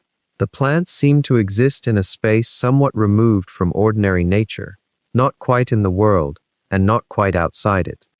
The frustration that accumulated around this botanical mystery was not merely technical or academic. There was something about the persistent impossibility of naming and identifying these plants that seemed to reflect back onto the entire manuscript itself. If you could not say what the plants were, could you say what the manuscript was? If this was not a practical herbal or a genuine catalogue of species, then what had it been created to be? The unanswerable question of the plants became a kind of gateway to a larger question. What is the nature of a book that appears to contain knowledge but consistently, page after page, resists being read as such?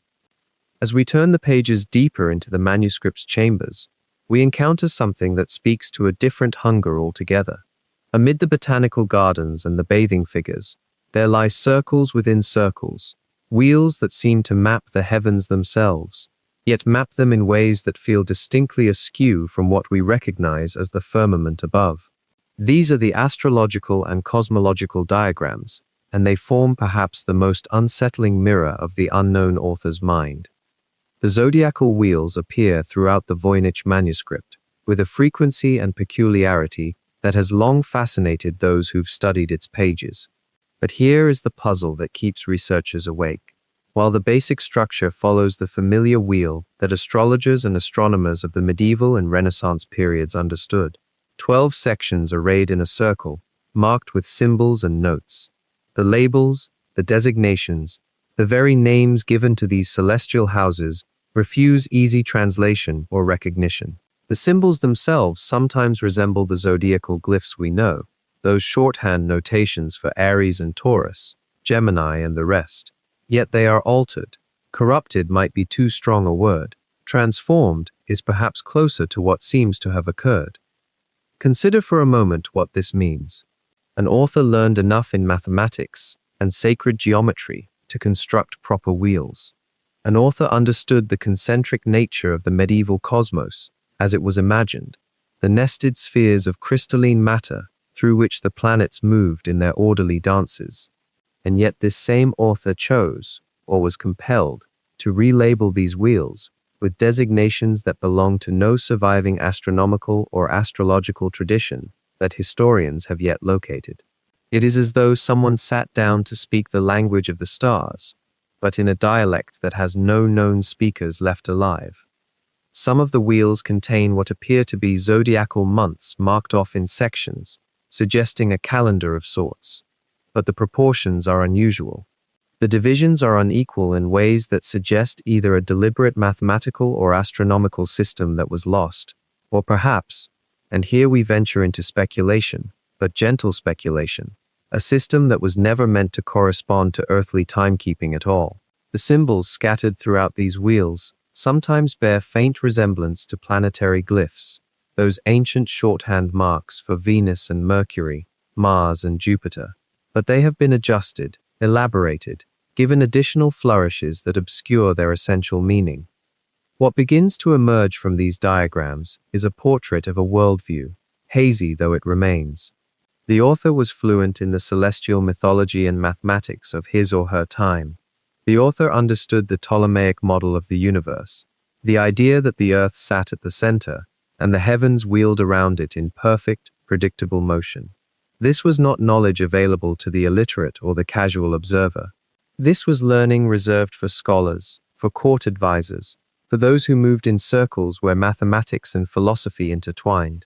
And yet the author seems to have been translating or encoding this knowledge in a system that was either entirely personal, entirely new, or entirely deliberate in its obscurity. The cosmological diagrams extend beyond the zodiacal wheels. There are what appear to be planetary tables, or perhaps star charts, rendered in the manuscript's characteristic copper-brown ink on the aged vellum. Some show what might be lunar phases, circles that wax and wane in ordered progression. Others are more enigmatic still, wheels within wheels within wheels, suggesting a cosmos of dizzying complexity, perhaps more intricate than the classical Ptolemaic system that the educated minds of the 1400s took for granted. These nested circles could represent theoretical models that were being debated in the universities of the time, or they could represent something else entirely, something born from the author's own imagination, or from traditions that have since vanished like morning mist.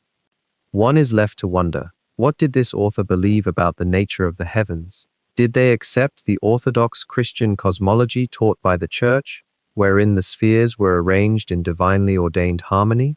Or did they suspect, as some medieval scholars did in whispered corners, that the universe might be more complex, more mysterious, more resistant to easy explanation than the standard models allowed? The astronomical diagrams in the Voynich Manuscript seem to want to tell us something about this question, yet they refuse to speak clearly. The frequency with which these celestial images appear in the manuscript is itself telling.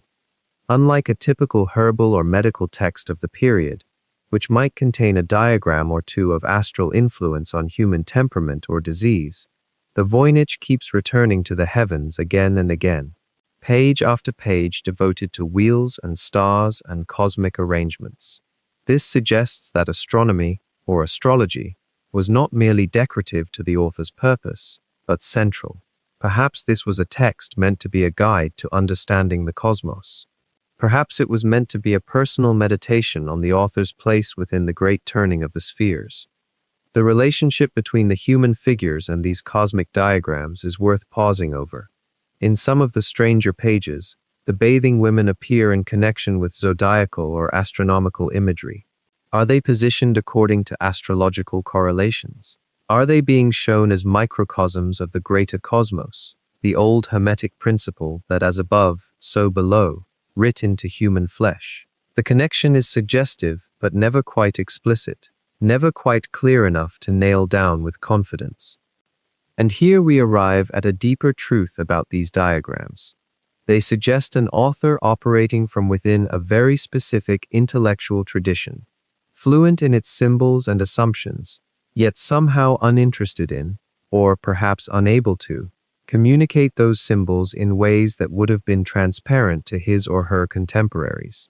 The zodiacal wheels speak of knowledge, the astronomical diagrams speak of learning, but the deliberate obscuring of their meaning speaks of something else altogether. It speaks of a choice, whether that choice was made for protection, for secrecy, for privacy, for genuine incompetence, or for reasons we can scarcely imagine across the 6 centuries that separate us from whoever sat down with quill in hand and began to create this impossible document. The cosmological worldview embedded in these pages remains one of the manuscript's most poignant mysteries, not because we cannot read the words, for there are no words to read in the proper sense, but because we can almost understand the framework. We can almost grasp what the author was attempting to convey. And in that almost, in that perpetual near glimpse of meaning, lies much of the Voynich manuscript's enduring power to fascinate and to haunt. The true puzzle of the Voynich manuscript does not lie in what we can see, the plants, the zodiac, the strange illustrations, but in what we cannot hear. If you were to whisper aloud the script written across 234 pages of vellum, you would produce something that sounds remarkably like language. It has rhythm, it has cadence, it breathes like human speech, yet it remains utterly impenetrable, and that paradox is where the deepest mystery begins. Linguists and cryptographers have given this mysterious script a name, Voynichese. It is not Latin. It is not any Romance language, nor Germanic, nor Slavic, nor Semitic. It is not, as far as anyone has been able to prove, any human language that has ever existed.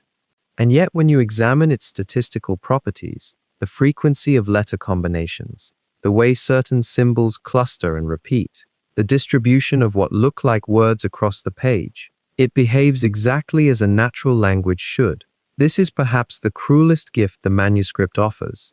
It wears all the clothing of meaning while revealing none of its secrets. Consider the mathematics of it. In any authentic human language, certain letters appear more frequently than others. English favors E and T. French loves S and A. These patterns emerge not by accident, but through the deep structure of how human mouths and minds encode meaning.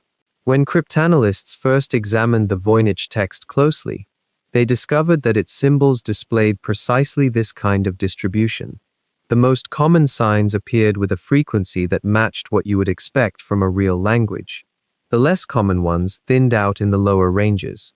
The curves and angles of the script seem to follow patterns of human linguistic preference. This discovery created an immediate and enduring problem. If the text truly is a cipher, a systematically disguised version of a real language underneath, then these statistical regularities should not exist. A properly encrypted message, especially one created using the ciphering techniques available in the 14th or 15th century, would show a flattened distribution, a kind of mathematical noise. The letters would appear with roughly equal frequency. Yet Voynich refuses this pattern. It insists on its own coherence, its own internal logic, as if daring anyone to find the key that would unlock it. Beyond mere frequency, the manuscript displays what might be called syntactic haunting. Certain letter sequences repeat with uncanny regularity. The symbol that scholars represent as EVAE, a shorthand notation developed in the 1970s by computer scientists Prescott Currier and others to allow discussion of the script in digital form, appears constantly throughout the text. Long words seem to favor certain prefixes and suffixes, just as English words tend to end in ing or xian. The manuscript exhibits something linguists call Zipfian distribution, a mathematical law that governs the natural ordering of most human languages and many natural systems. Does this suggest that beneath the Voyniches there lives some form of genuine communication?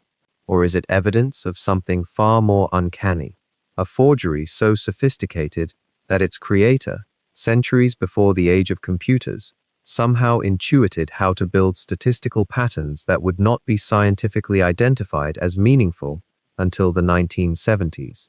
The repetitions themselves form another kind of puzzle. Certain short sequences of characters appear again and again in the herbal sections, the astronomical diagrams, the pharmaceutical passages. They repeat with a consistency that suggests they might be labels, or measurements, or categories. Perhaps they mark plant varieties, or dosages, or celestial coordinates. This regularity is too pronounced to be accidental, yet interpreting it has proven impossible. It is as though you are looking at the back of a tapestry, seeing the knots and threads that form the picture, but the picture itself remains on the far side of the weave, forever hidden from your angle of view. Word length, too, follows peculiar patterns. The manuscript seems to favor words of certain lengths, particularly those between 4 and 9 characters.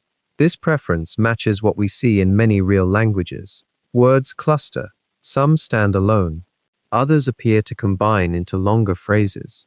If you were to read a passage of Voynich aloud, slowly, without knowing what any of it meant, you would hear something that sounds unmistakably like speech. There is no wooden monotony, there is texture, there is variation. There are moments that feel urgent and others that feel measured and slow. The mouth finds natural places to pause. The breath comes and goes in reasonable intervals. This is almost the cruelest aspect of all. The manuscript's accessibility to the ear, combined with its total inaccessibility to understanding. Cryptographers have for decades attempted to approach Voynich as a simple substitution cipher, the most basic form of encryption. In such a cipher, each letter of the original message is replaced by another symbol according to a fixed key. If you knew that every A became a Z, and every B became an X, and so forth, you could unlock the message. Such ciphers are notoriously vulnerable to frequency analysis, precisely because they preserve the statistical signature of the underlying language. A computer can now crack a simple substitution cipher in seconds. Researchers have applied this technology to the Voynich Manuscript. They have built statistical models. They have run algorithms. They have fed the text into machine learning systems designed to recognize linguistic patterns. Yet every attempt produces nothing but noise. Either Voynich is not a simple substitution cipher at all, or something far more subtle is at work. More complex ciphering methods were certainly known in the 15th century. The polyalphabetic cipher, in which different substitution keys are used at different points in a message, had been developed by Italian cryptographers. Cardin grills, a method using a physical grid placed over a document to reveal hidden messages, existed in Renaissance Europe. Some theorists have suggested that the Voynich Manuscript might employ such a technique, that the visible script is merely a mask for something written beneath it, or that a grid placed over the pages would reveal secret information. The author might have used a key of almost Byzantine complexity, changing the rules for encryption multiple times throughout the text. Yet even these theories lead to questions that circle back on themselves. If such a sophisticated, labor-intensive encryption method was employed, what was the author trying to protect? And if the encryption was truly that advanced, how could we ever expect to break it without knowing the key, when the very complexity that makes it secure is the same property that makes it unbreakable? What emerges from this linguistic puzzle is something almost philosophical. The Voynich Manuscript presents us with what might be called the illusion of meaning. It has all the external properties we associate with language: statistical regularities, repetitive patterns, syntactic structure. It could almost be read, almost understood. The frustration of nearly comprehending something remains one of the deepest human discomforts. We are creatures driven to extract meaning from patterns. Our brains are superb at finding signal in noise, sometimes too superb. When confronted with Voyniches, we experience a peculiar kind of mental exhaustion. We are tantalized by the suggestion that meaning exists, and yet we are perpetually unable to grasp it. Perhaps this, too, is part of the mystery's hold over us. Perhaps the manuscript's greatest power lies not in what it says, but in what it withholds, in the gap between the appearance of meaning and meaning itself. Almost from the moment Wilfrid Voynich realized he possessed something genuinely inexplicable, the manuscript began drawing people into its orbit like a strange gravity. Word spread slowly at first, through academic circles and antiquarian networks, then with gathering momentum through the 20th century, until it seemed that everyone who had ever worked with codes, languages, ciphers, or esoteric texts felt compelled to attempt what might be called the central puzzle of their lifetime. And nearly every one of them would fail, though failure itself became a kind of strange accomplishment, a measured step closer to understanding how deep the mystery actually ran. The earliest serious attempts came from scholars who approached the manuscript with the confidence that all unknown writing systems were, fundamentally, solvable. This was not unreasonable.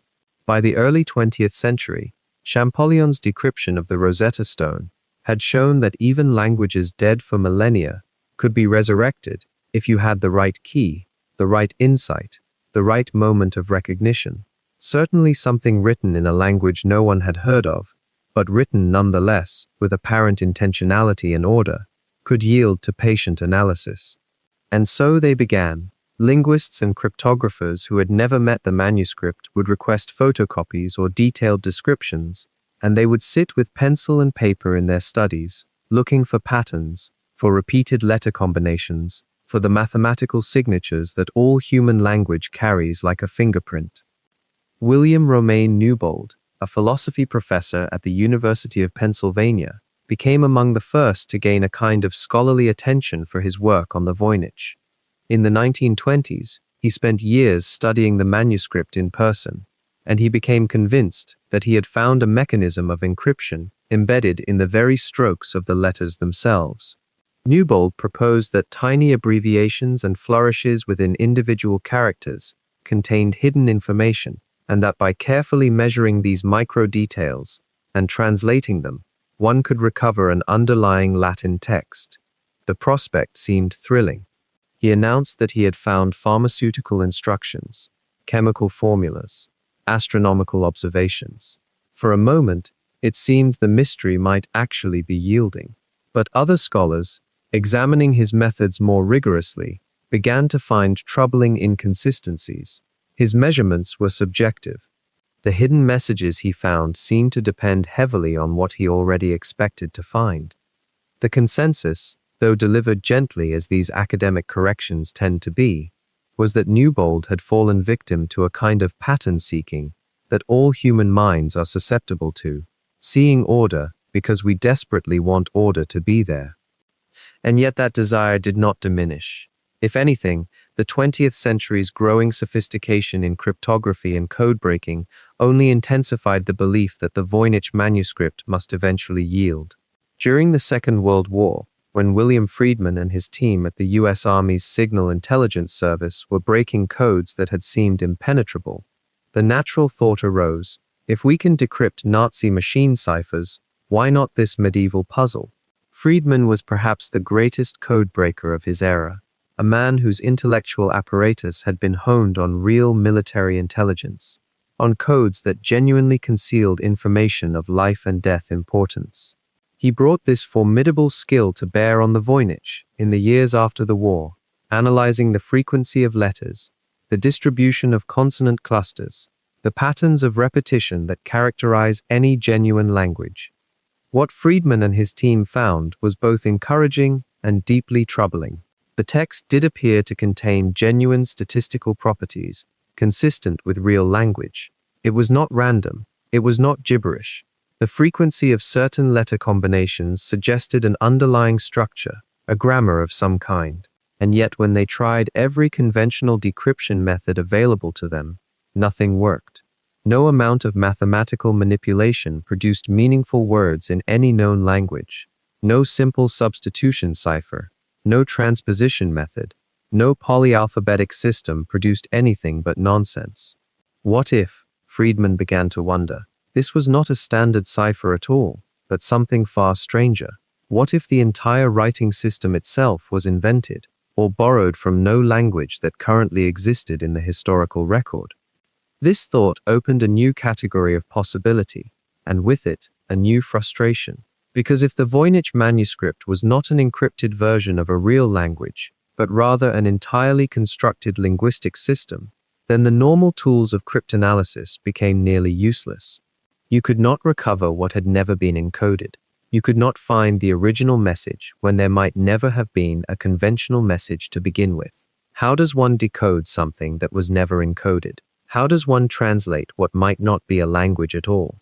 The middle decades of the 20th century saw waves of amateurs and professionals both venture into the manuscript with varying degrees of methodology and hope. Some approached it as a magical text, written in what they theorized was a form of glossolalia, or spiritual language intended to transcend rational meaning.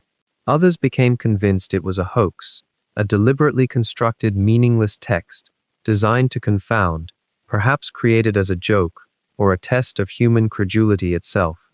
Why would someone in the 15th century go through the tremendous labor of hand-copying 240 pages of gibberish onto expensive vellum? That question hung in the background of many conversations, quietly undermining the hoax theory even among those who proposed it. In the 1970s and 1980s, researchers began proposing that the Voynich manuscript might contain text in Nahuatl, the Aztec language, or in some other non-European tongue. The theory held a certain romance. Perhaps, someone speculated, a learned Renaissance scholar had possessed knowledge of New World languages, or had been presented with exotic linguistic material, and had attempted to document it in a way that would preserve it across centuries. These theories produced moments of excitement, small conferences, scholarly articles proposing specific decryptions, but each eventually collapsed under scrutiny. Each translation claimed producing meanings that were either too vague to verify or entirely inconsistent with the patterns visible elsewhere in the text. By the time computers and digital analysis entered the picture in the late 20th century, the manuscript had acquired a kind of legendary status among codebreakers and linguists. It represented the unconquered mountain, the problem that had resisted every assault. Each new technological development brought with it fresh hope and fresh teams. Scholars would approach the digitized pages with confidence that their new methods, their new algorithms, their improved analytical power would finally crack what centuries of human intelligence had not. And each time, the manuscript remained as opaque as ever, as if it were actively resisting comprehension, or as if it carried within it a kind of exhaustion, a weariness with being studied, with being measured and analyzed, and turned over in the hands of eager decipherers. What developed over this century of attempting, was something almost like a culture of failure, but a failure so consistent, so universal, and so respectfully conducted that it became something else entirely. It became a kind of vigil. The manuscript was being kept safe, not by armed guards or locked cases, but by the sheer number of intelligent people who had devoted serious time to it and come away humbled. That humility, that repeated encounter with a limit of human understanding, created something valuable in itself. It reminded the world that some things do not yield easily, that mystery does not always resolve into explanation, and that the desire to understand is not quite the same as the capacity to do so.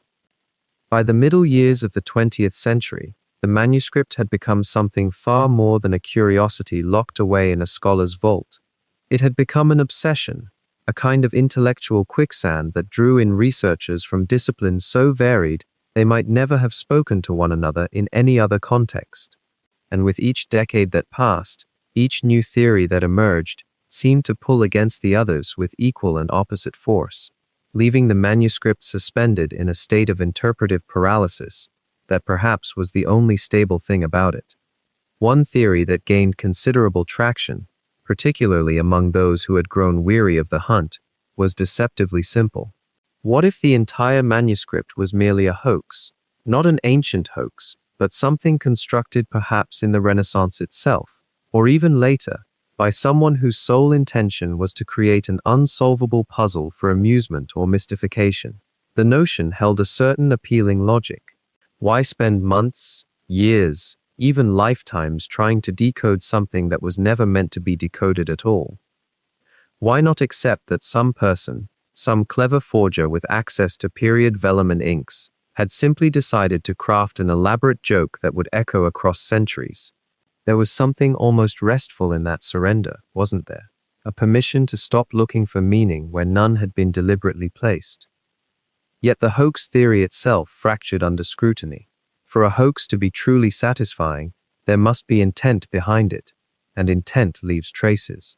Who would have created such a sprawling, intricate, entirely non-functional puzzle without ever claiming credit? What forger of the Renaissance, with the Renaissance's characteristic hunger for fame and patronage, would have allowed their masterwork to be misattributed to emperors and alchemists without stepping forward to claim the brilliance of the deception?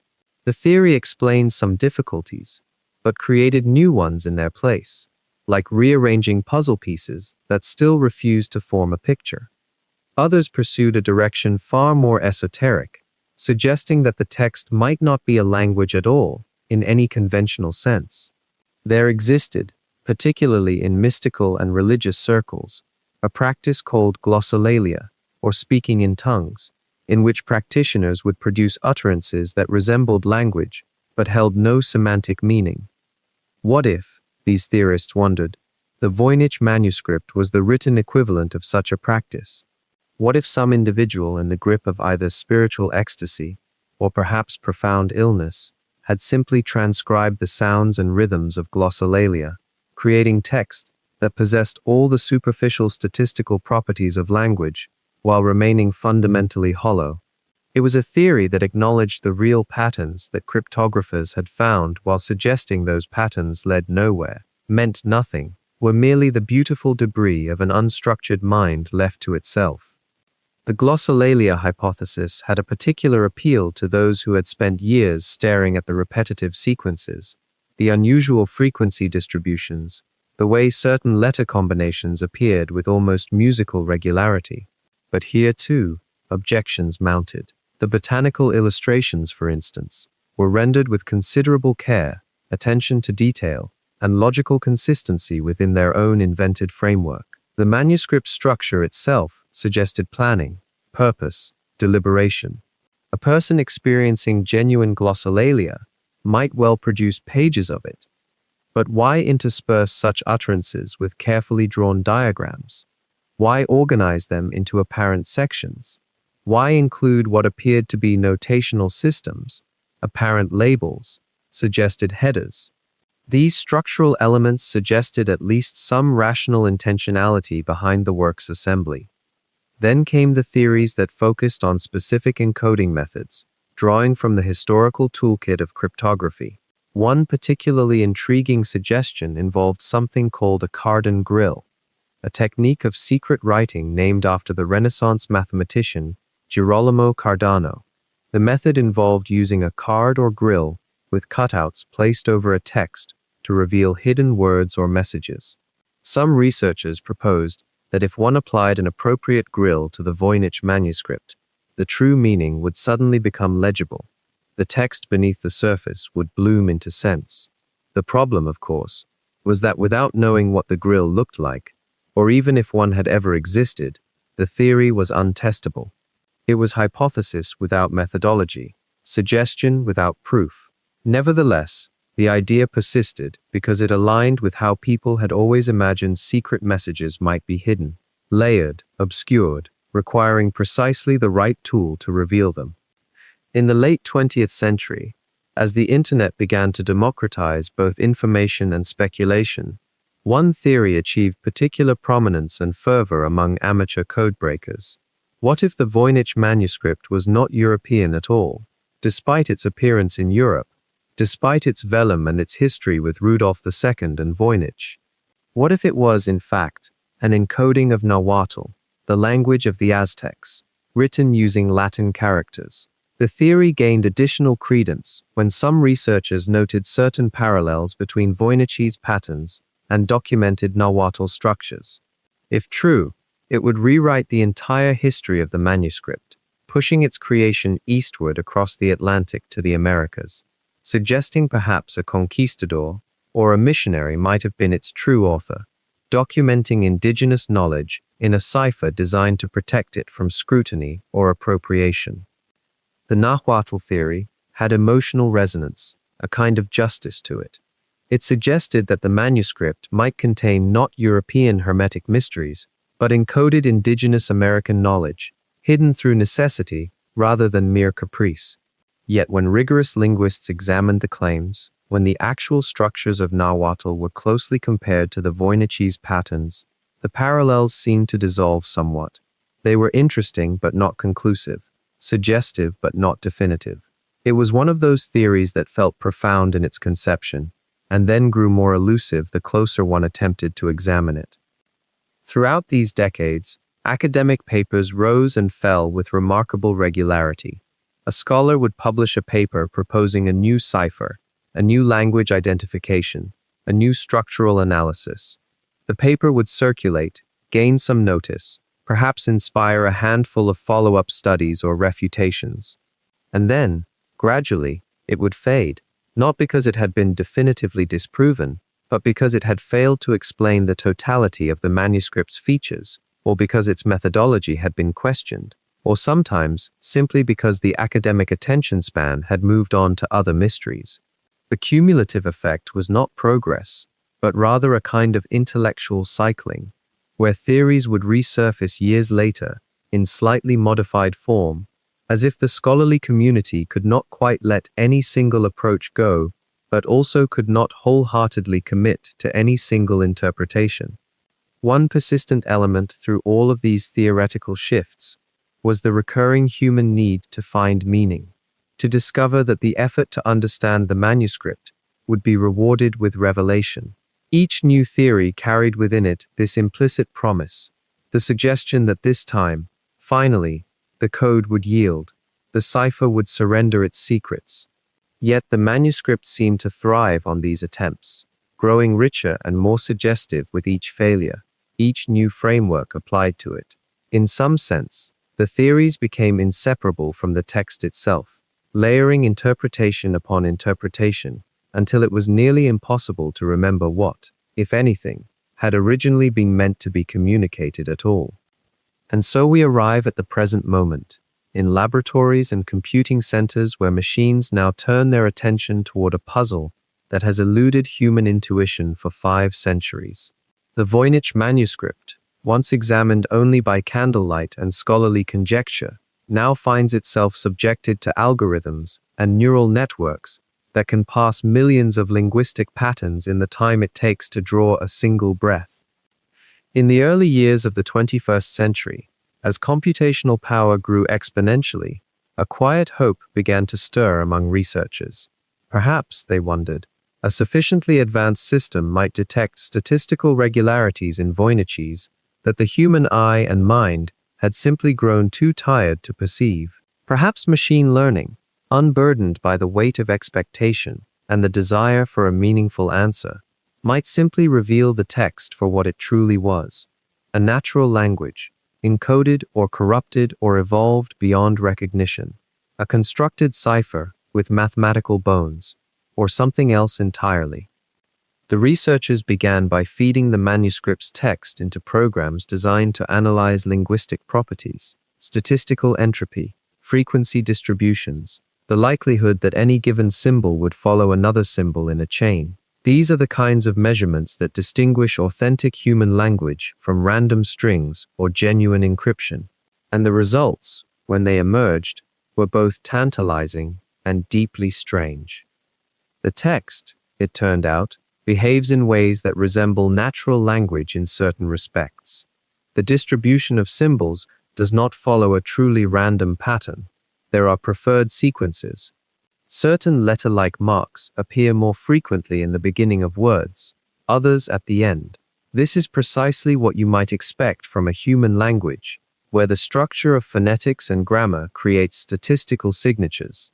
And yet those same algorithms, when asked to classify what kind of language it might be, could find no match.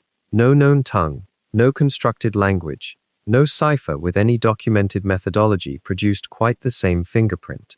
One particularly intriguing study, which deserves to sit quietly in the mind like a small, persistent light, involved feeding the manuscript's text to machine learning systems trained on vast corpora of natural languages.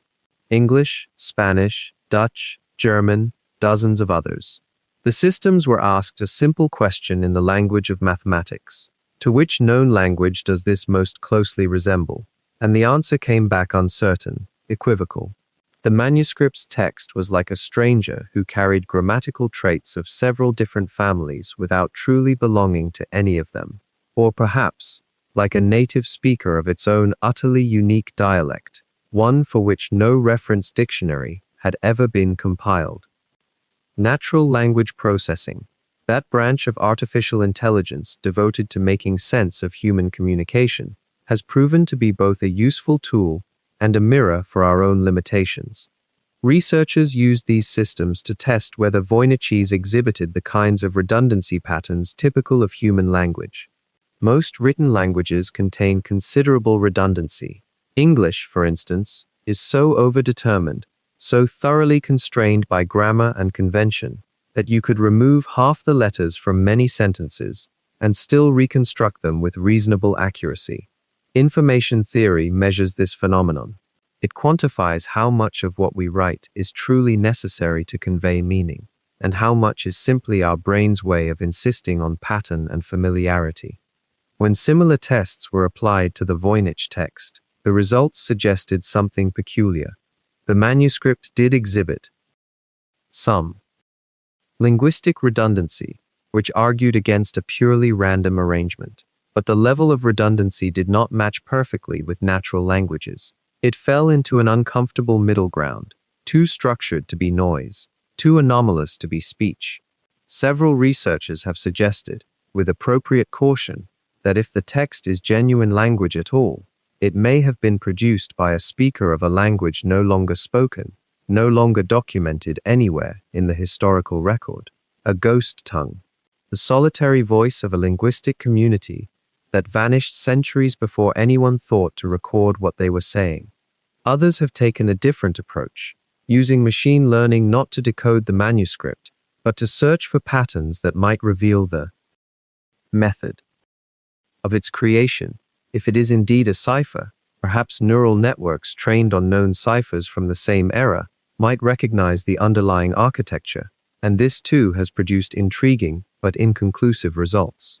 Some systems have suggested similarities to polyalphabetic substitution ciphers, others to homophonic systems, but none have found the key. None have produced a coherent plaintext that would make an observer say, "Yes, this is unmistakably the solution." There is something almost poignant in watching computers struggle with the Voynich Manuscript. We built these machines to find patterns. We taught them to recognize language in its countless forms. We gave them the computational power that human minds could never muster.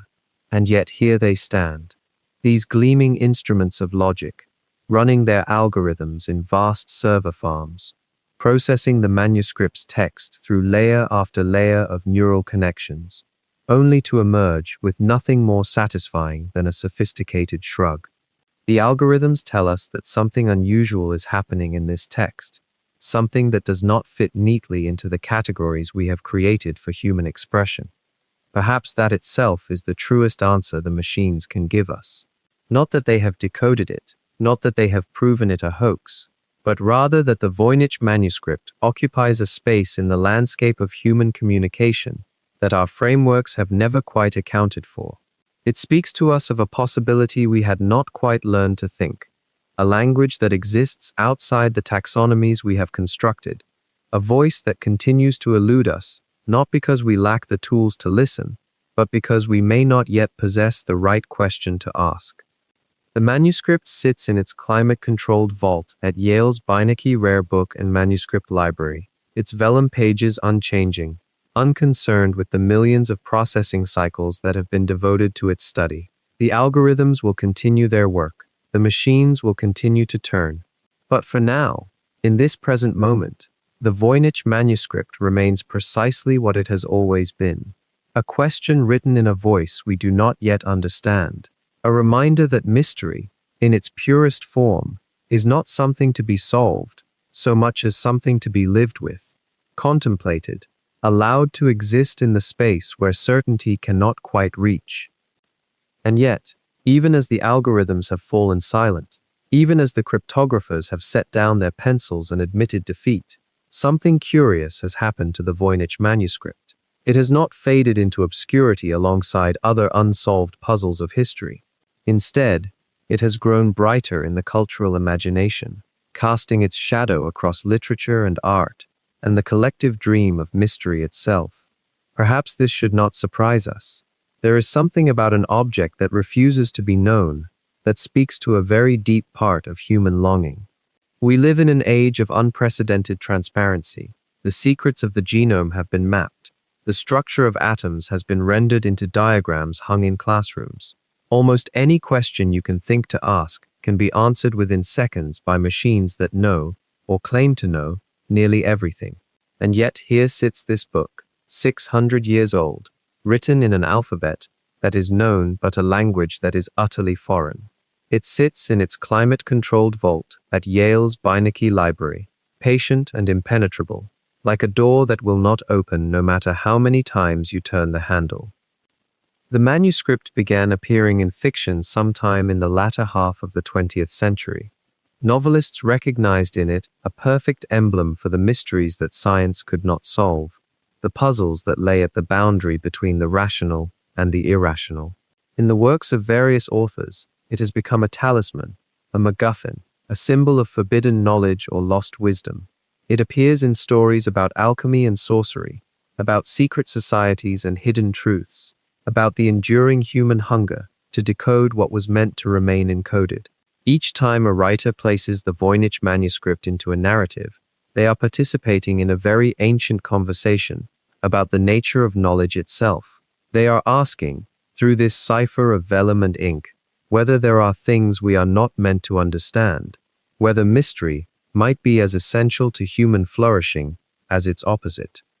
Artists have been drawn to it as well, the strange beauty of those unidentified plants, those astronomical wheels with their alien zodiac labels, those bathing women floating in circles of green water. These images possess a quality that defies categorization. They are not quite beautiful, not quite disturbing, not quite anything that language can quite contain.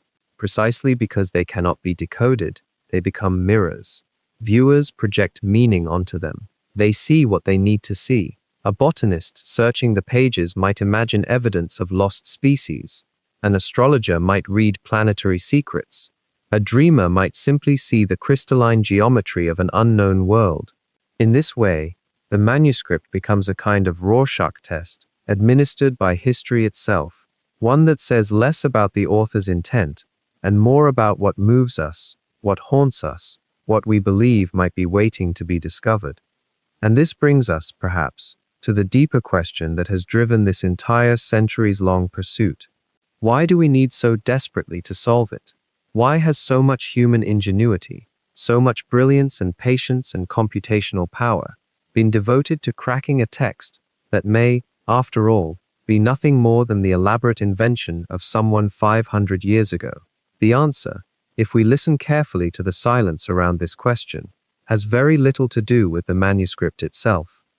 We pursue mysteries because mystery is the shape of longing. It is the form that desire takes when it encounters the unknown. We break codes because the act of decipherment feels like it might bring us closer to something true, something real, something that matters.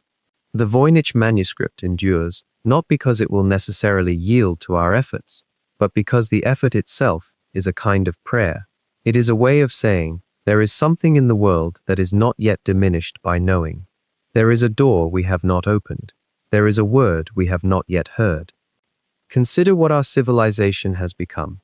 We have built machines that can predict the weather, map the human brain, send images from the edge of the solar system.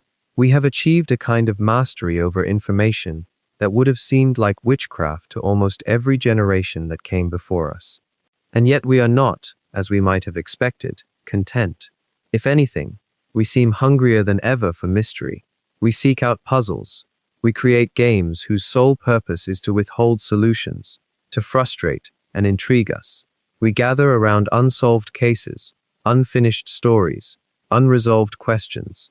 It is as though the human mind, once it has been satisfied with answers for a time, begins to crave the texture of not knowing. The Voynich Manuscript is perfect for this hunger, because it is so thoroughly, so beautifully, so utterly resistant to solution. It has been studied by minds of extraordinary capability and has yielded nothing definitive. It has been approached with every tool that cryptography and linguistics and history can offer, and it remains precisely as mysterious today as it was when Wilfrid Voynich first brought it out of the archives and into the light. In that refusal to be solved, there is something almost noble. There is something that speaks to our better instincts, to the part of us that knows that not everything should be colonized by explanation, that some mysteries might be worth preserving for their own sake. Think, for a moment, about what would happen if someone did solve it. What if tomorrow, a scholar discovered a key that unlocked the entire text, that revealed it to be, let us say, a Renaissance apothecary's manual, or a philosophical treatise, or an elaborate hoax by a bored monk? There would be a moment, certainly, of triumph. Scientific papers would be published. The story would spread through news outlets for a week or two. And then, very quickly, the Voynich Manuscript would diminish. It would become known. It would be categorized and shelved and understood. The mystery would be gone. And in losing the mystery, we would lose the very thing that has kept it alive in the culture, that has made it more than just an old book. We would lose the sense of standing before the unknown, which is perhaps one of the last unspoiled frontiers that human consciousness has left to explore. This is not an argument for ignorance, not at all. It is, rather, a reflection on the particular way that some mysteries feed something in us that solutions would starve. The human mind does not only want answers. Sometimes it wants to rest in the presence of questions. Sometimes it wants to stand before something that exceeds its capacity to understand, and simply be present to that excess. There is a kind of peace in admitting that not everything can be known, that not every puzzle will yield, that the world contains more than our comprehension. The Voynich Manuscript sits in its vault, unchanged and unchanging. Its pages do not grow older now. Its vellum does not fade further. It simply waits, as it has waited, as it will continue to wait. And in that waiting, it offers us something increasingly rare in our transparent, algorithmic age, the possibility of genuine mystery. It offers us the chance to encounter something in the world that refuses to be reduced to information, that remains, defiantly and beautifully, unknown. Whether that is because the author chose to write in code, or because the author had transcendent knowledge, or because the author was playfully creating nonsense, or for some reason we have not yet imagined, it hardly matters anymore. What matters is that we have not won. The puzzle has not surrendered, and in that small, persistent defeat, there is a kind of wisdom. There exists a curious paradox in the human mind, one that most of us encounter only in sleep. We are creatures driven to solve, to unlock, to place every mystery into its proper category. And yet, when a puzzle remains eternally unsolved, something unexpected happens.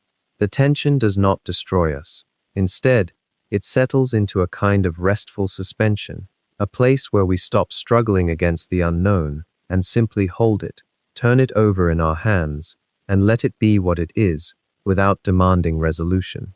The Voynich Manuscript, after 600 years of gathering dust and brilliance in equal measure, has become exactly this sort of gentle enigma. Not a problem that angers us with its refusal to yield, but a presence that soothes us precisely because it remains incomplete. Consider for a moment what it means to live alongside an unsolved mystery. We spend so much of our waking lives in pursuit of answers, in the frantic accumulation of facts and explanations. We believe that if we gather enough information, ask the right questions, employ the proper technology, every secret will eventually crack open and surrender its contents. But the Voynich Manuscript has been our teacher in a different philosophy entirely. It has shown millions of people that sometimes the beauty of a thing lies not in understanding it, but in the permission it grants us to stop trying quite so hard. In the climate-controlled rooms of Yale's Beinecke Rare Book and Manuscript Library, high above New Haven on the 4th floor, the manuscript rests now in a condition of meticulous care. The vellum pages, those animal skins prepared so long ago by hands we will never know, have been preserved through a temperature and humidity that barely wavers.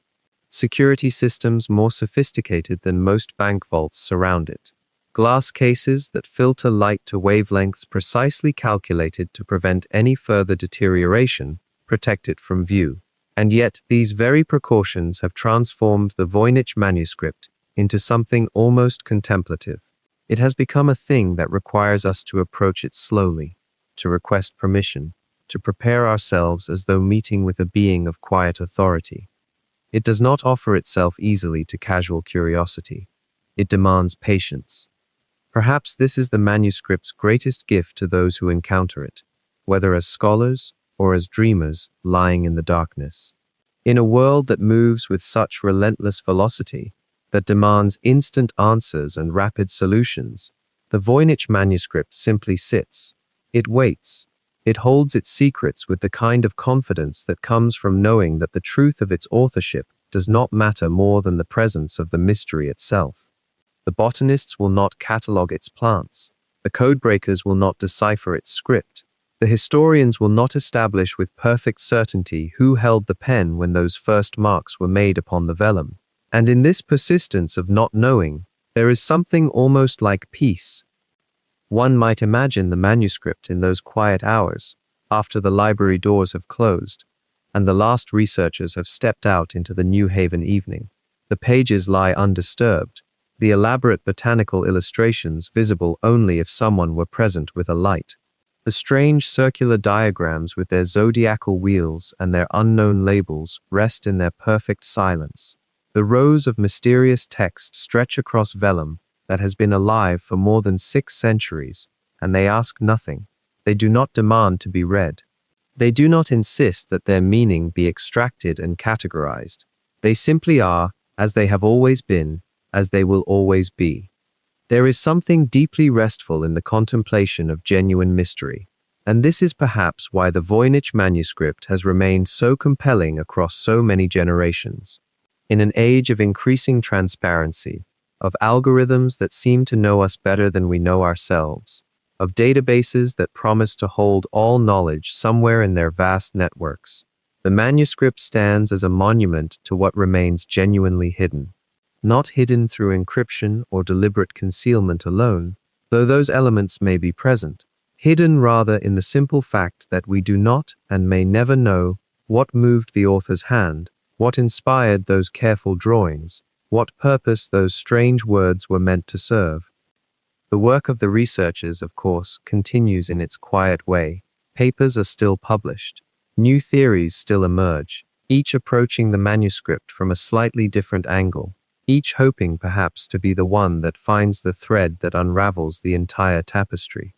And this ongoing effort is itself part of the manuscript's power. It has become a collaborative act of human curiosity, a puzzle that invites thousands across the world to contribute their particular expertise and their particular hope. The paleographer sits alongside the botanist. The cryptographer works in conversation with the historian and the linguist and the theologian. The manuscript, for all its inscrutability, has become a gathering place. And yet the Voynich Library, when it closes each evening, returns the manuscript to a state that feels almost like sleep itself. The pages are not read. The vellum rests. No eyes scan the curling script. No one attempts to decipher the formulas or identify the plants. In those dark hours, the manuscript is allowed to simply exist, much as we ourselves exist when we surrender to sleep and stop for a while the endless interpretive work of consciousness. We stop trying to understand ourselves or the world. We let the mind soften and the questions dissolve into something more peaceful. Perhaps it is this very quality that makes the Voynich Manuscript so suitable for this kind of contemplation as the evening deepens and the light fades. It teaches us, through its stubborn resistance to solution, that not everything needs to be solved. Not every question requires an answer. The human mind, so often taxed with problems and challenges and the relentless work of making sense, can find in this unsolved mystery a kind of permission to rest. To hold something uncertain without fear, to live alongside the unknown without hostility, to accept that some doors will never open, and in that acceptance, find a strange form of freedom. The manuscript sits in Yale, in its vault of glass and careful atmosphere, as it has sat for more than a century now. It will sit there tomorrow and the day after that. New theories will be proposed and considered. Researchers will return to it with fresh ideas and new technologies. And the vellum pages will absorb none of it, will reveal nothing new, will continue their patient wait. Which is to say, they will do what all of us must eventually learn to do. They will be present. They will endure. They will hold their nature quietly and without explanation, and in that holding, offer to everyone who encounters them a mirror of their own deepest mystery, their own beautiful incompleteness. As you lie now in the darkness, the Voynich Manuscript rests not far away in its climate-controlled chamber. 600 years of questions have led to this moment, this peace. The unsolved remains unsolved, and in that stillness, both the manuscript and you are free.